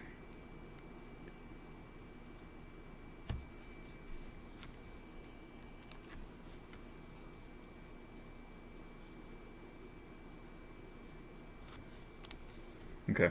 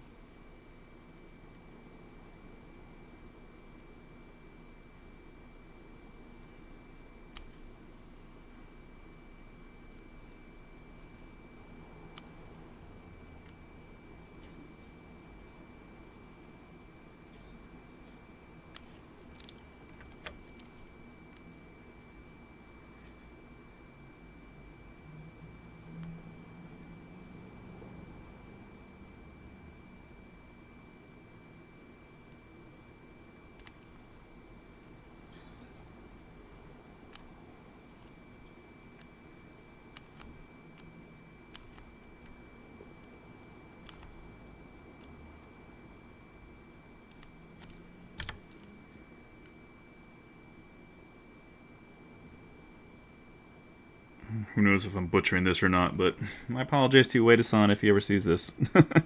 Hopefully this isn't too far off what was really there, but it's damn hard to tell.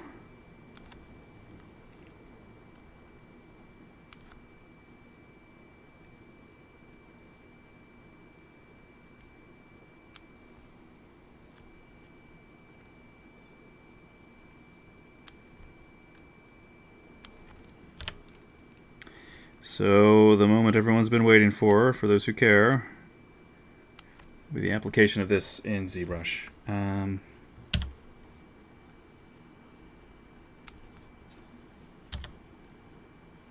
before we do that, I want to do a Gaussian blur to kind of make this a little softer. I guess I could do that in ZBrush too, but I kind of just want to try it from here. See how this looks.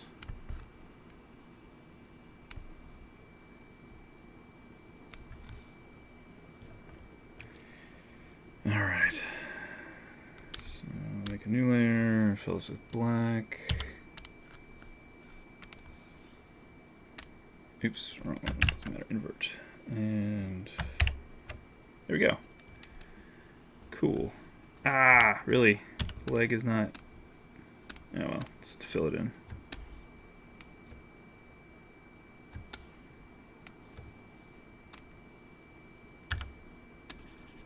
Oops, wrong one.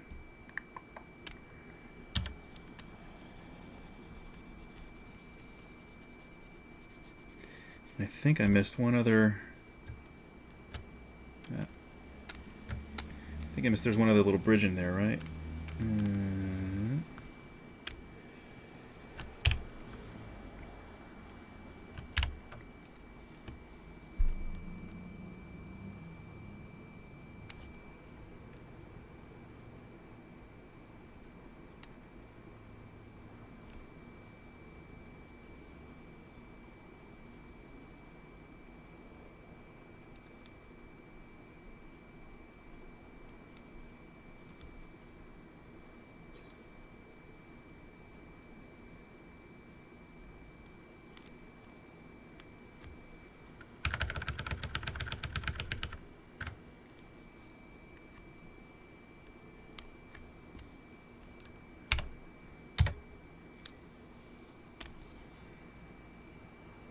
Yeah, there's one other little... I knew there was like a bridge in between those areas of the legs. There's like one more. Alright. And...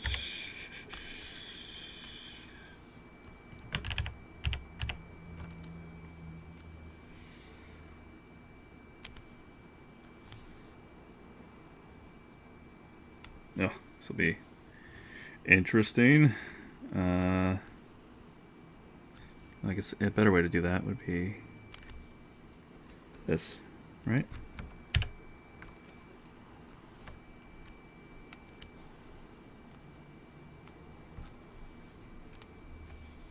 This will work. Okay.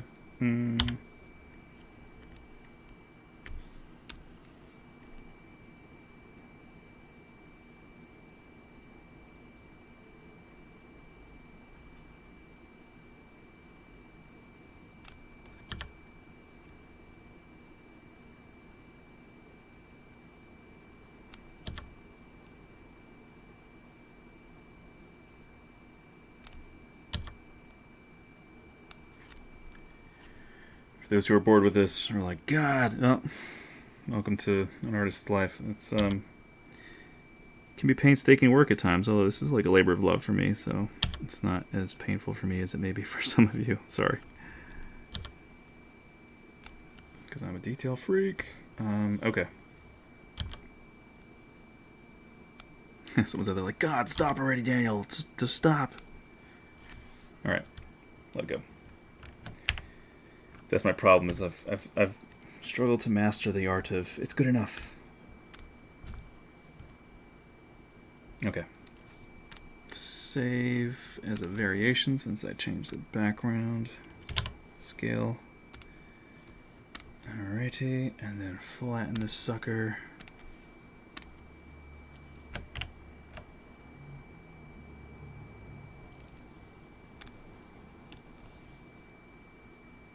Okay, and alright, so I want to do a quick Gaussian blur. Don't need to select all.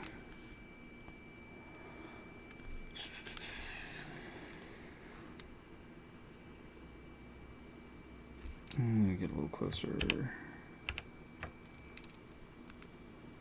Oh, wait, I'll probably just show it in the preview. I won't show it on the actual. Oh, yeah, to show on the real thing. Okay. Excuse me. How far do I want to go with this? I don't want it too blurry, but I want there to be a little bit of fall off. Well, the other cool thing, the other trick I've done before, actually, just select all, copy, paste, and then screen this, and then blur this.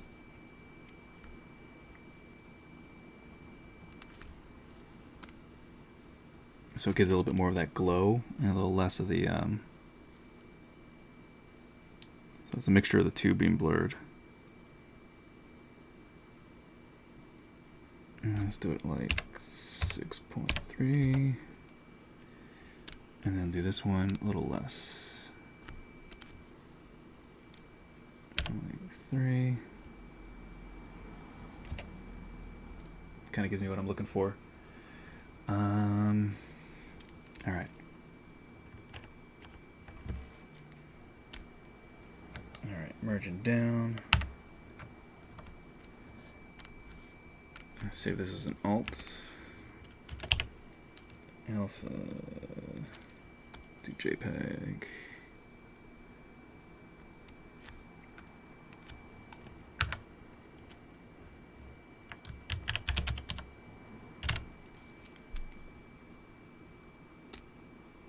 All right. Where did I save that? I saved it in the right place, right? Oh, still saving? No.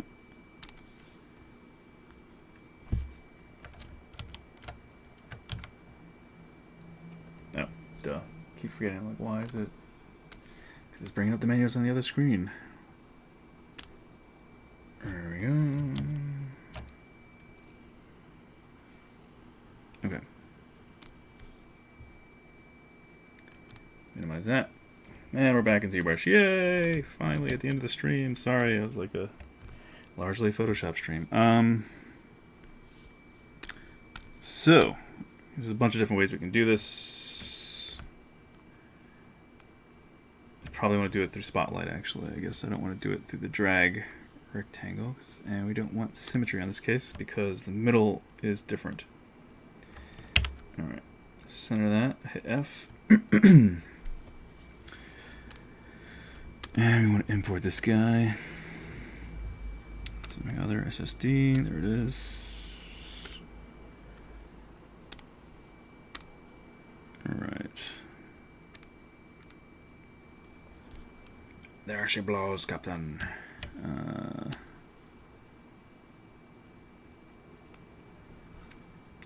gotta shrink this down because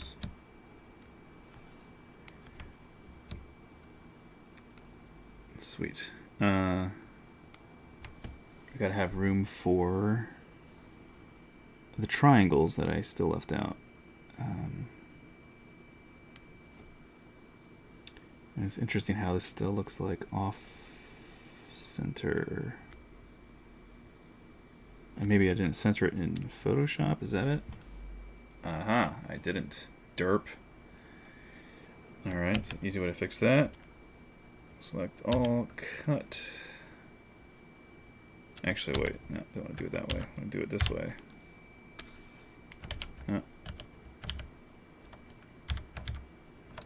Hello, come on.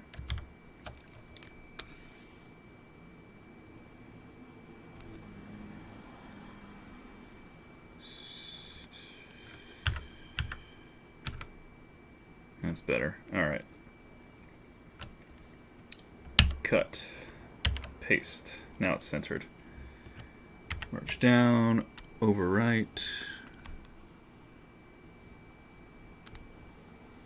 And then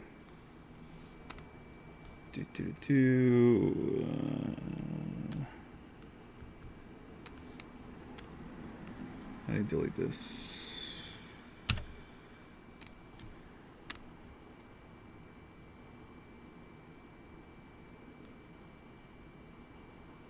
I forget, is there a way to like delete it out of the texture file, or is there not? Oh, well, whatever. Remove? Yeah, there we go. Alright, let's try this again. Boom.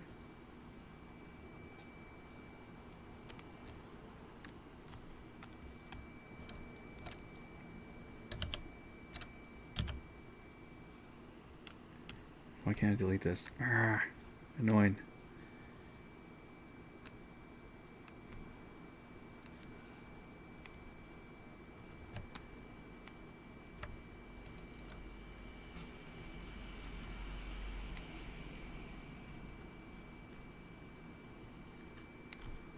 So wait, is this a new one or the old one? That's the confusing part. I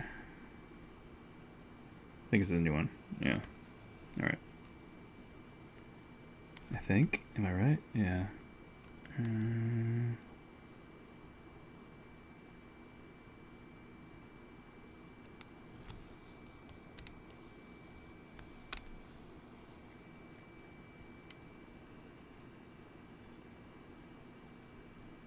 Yeah, I might have to blur it even more because it looks like there's a significant amount of space there.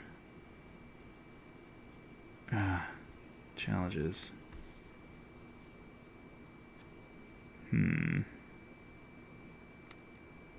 Where's the R in relation to that?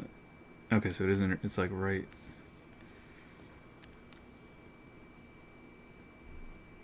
Yeah, it's like that. I might have to just shrink the center area a little bit, I guess. No, but that's not right. It's like something's off.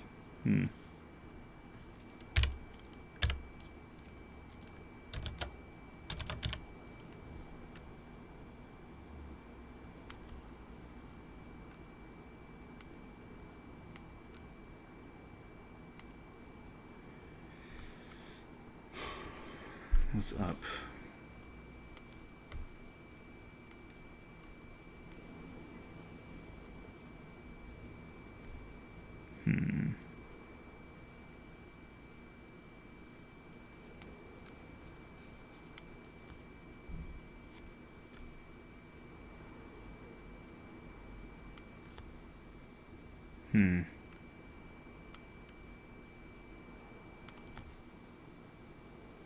Guess that's about right. I just gotta smooth out. I gotta realign this center area. You can just mask it and move it around, I think. Yeah, let's try that.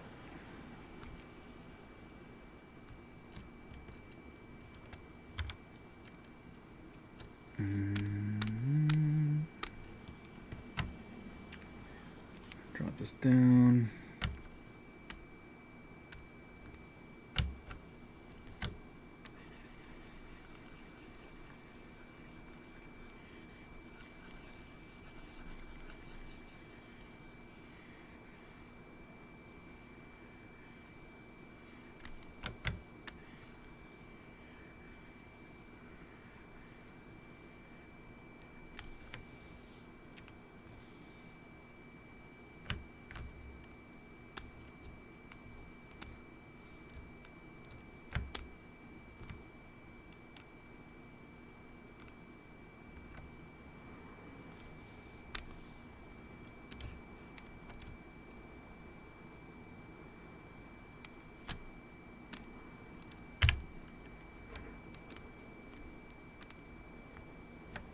I hate that when you want to center it, it centers it on symmetry when you have this gizmo on.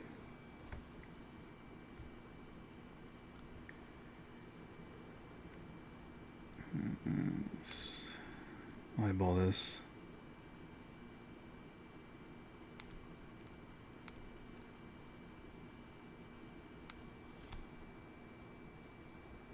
Because I don't want to do the, in this case, the y-axis. I want to keep the, just want to move it left and right, not forward and back. I guess it looks good.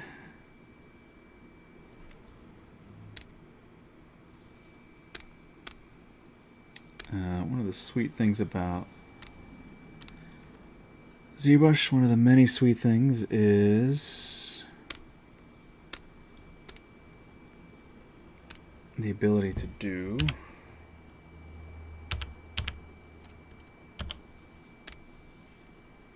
this.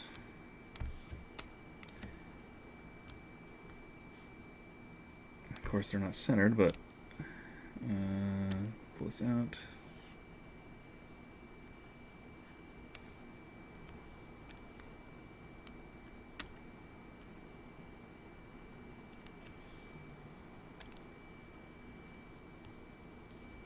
Just give me a general idea of like how far things are. All right, yeah, I want to go a little bit bigger.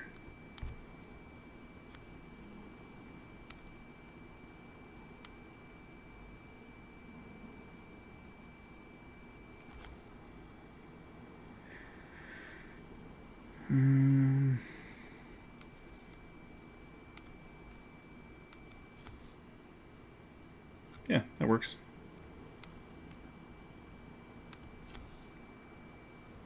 Okay. Do this back. Actually, probably not. I'm going to keep it off. Go back up.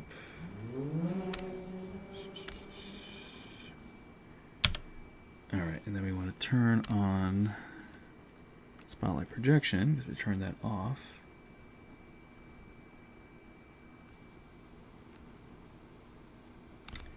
And if I'm not mistaken, I guess I could do symmetry on until I reach the midsection where it's different. Let's see how this works. Yeah.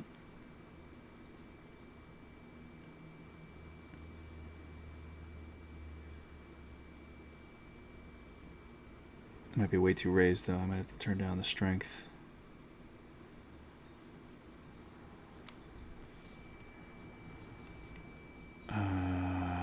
I'm going to delete my cameras here a second. I want to come right back to this. Clear to 1, and then reassign that to 1. Oh yeah, way too strong. Way too strong. Alright, let's try again. Let And bring this down to like 8.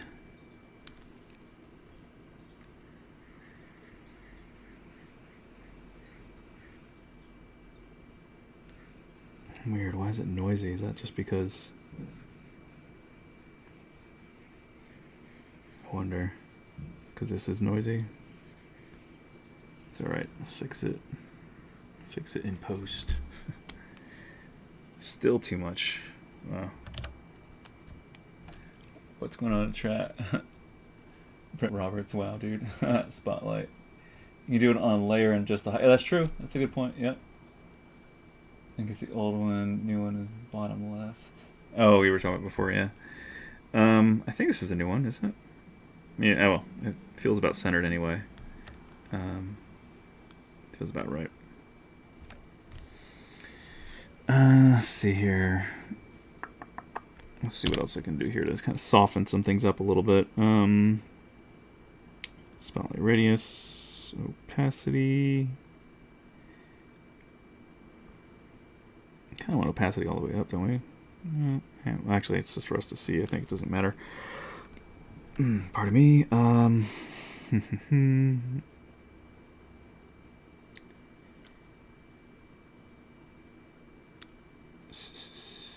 Background opacity. What else do we got here? Fade. I'm trying to think, is there any other way to blur it in here? But I don't think so. I think that all has to be done before.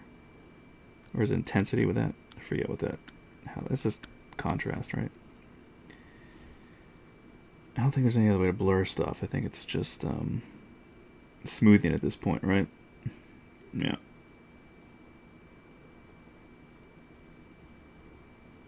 Interesting how fade doesn't. Maybe it doesn't work with monochromatic stuff. I don't know. Anyway, whoa. Okay. Oh yeah, that's the radius. Okay. Let's try this again. I should probably soften this brush a little bit too. See how this goes. That's nice. I like it when it does this. Yeah. That looks better.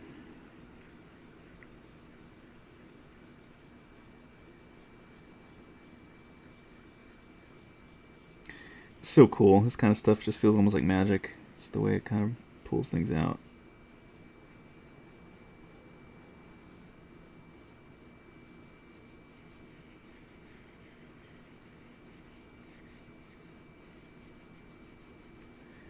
So while I'm working on the right here, I'm looking on the left to see how it pops out.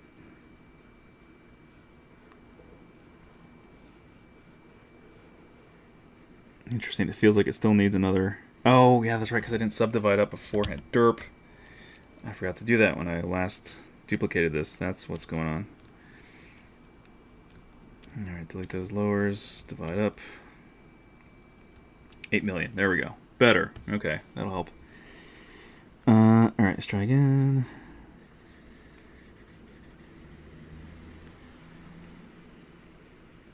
That's better. Getting much more crisp results, and then I can soften those edges if I want.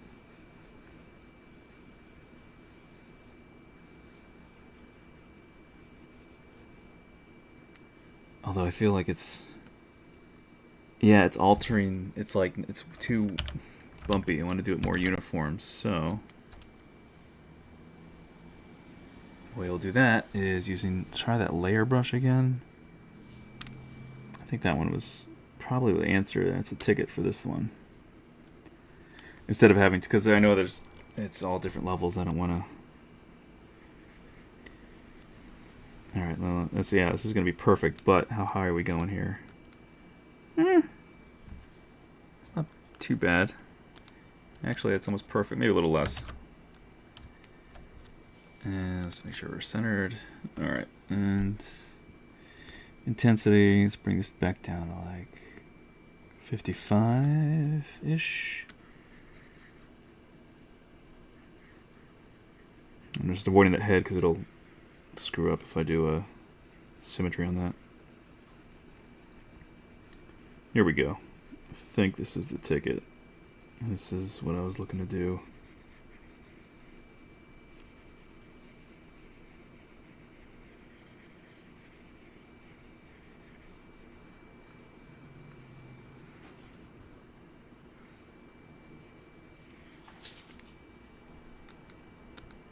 Yeah, buddy. Let's turn off that. Alright. So getting up close. Yeah, we can see some rigidity here, but that's where smoothing comes in, of course. And just got to do the head quick. So go back here. Turn spotlight back on. Turn off symmetry. And just do this little guy. And then I got to do the triangles, but I'll probably just do that in my own time since we are almost at 6 o'clock over here on the West Coast. But yeah, I did it. At least got this far. It helped to do this live too because it's like I have to finish it. At least I've got to do something here in front of you guys, and it's not like I could just be like, well, I'll get to it later. And I've got to stay motivated. I've got to get this thing done ASAP. All of this. So this is all really helpful. So thank you guys just for sticking around. All 77 of you, I guess, that we got right now. Had like 90 something earlier, but that was too far into Photoshop. People were getting annoyed, I think. Anyway, so this is how I would approach doing this kind of ornate work with these specifics in mind, where it's like I want there to be some blurriness and muddiness to it, and it's not like super kind of crazy nitty-gritty detail, even though I'm a weirdo perfectionist about this stuff. This gives me that groundwork where now I can go and kind of soften the edges and sort of melt it more into the shield so it looks more like it should, like I'm looking to do. And this is kind of a great shot too that kind of helps with understanding how things kind of should look. So there's a lot of really smoothness, almost like you've melted sort of the edges really smoothly into a stone, almost like a melted stone kind of look. Like a polished stone, emerald-like. So yeah, so cool. We have progress, and before any tragedy happens, save this bad boy. Oh, the shield 3 stamped. Yeah, there we go. We're getting there. Still a little bit to go, but it's good progress. Beautiful. Anyway, guys, hopefully that was helpful or interesting to some of you. BRB, you need to buy some alcohol in case I don't catch the end. Happy ZBrush. Thanks, Vasquez. Comic says you can do it on a layer and just the height afterwards. Yeah. Vasquez, you're probably gone already, but dude, hope you're well if you see this later.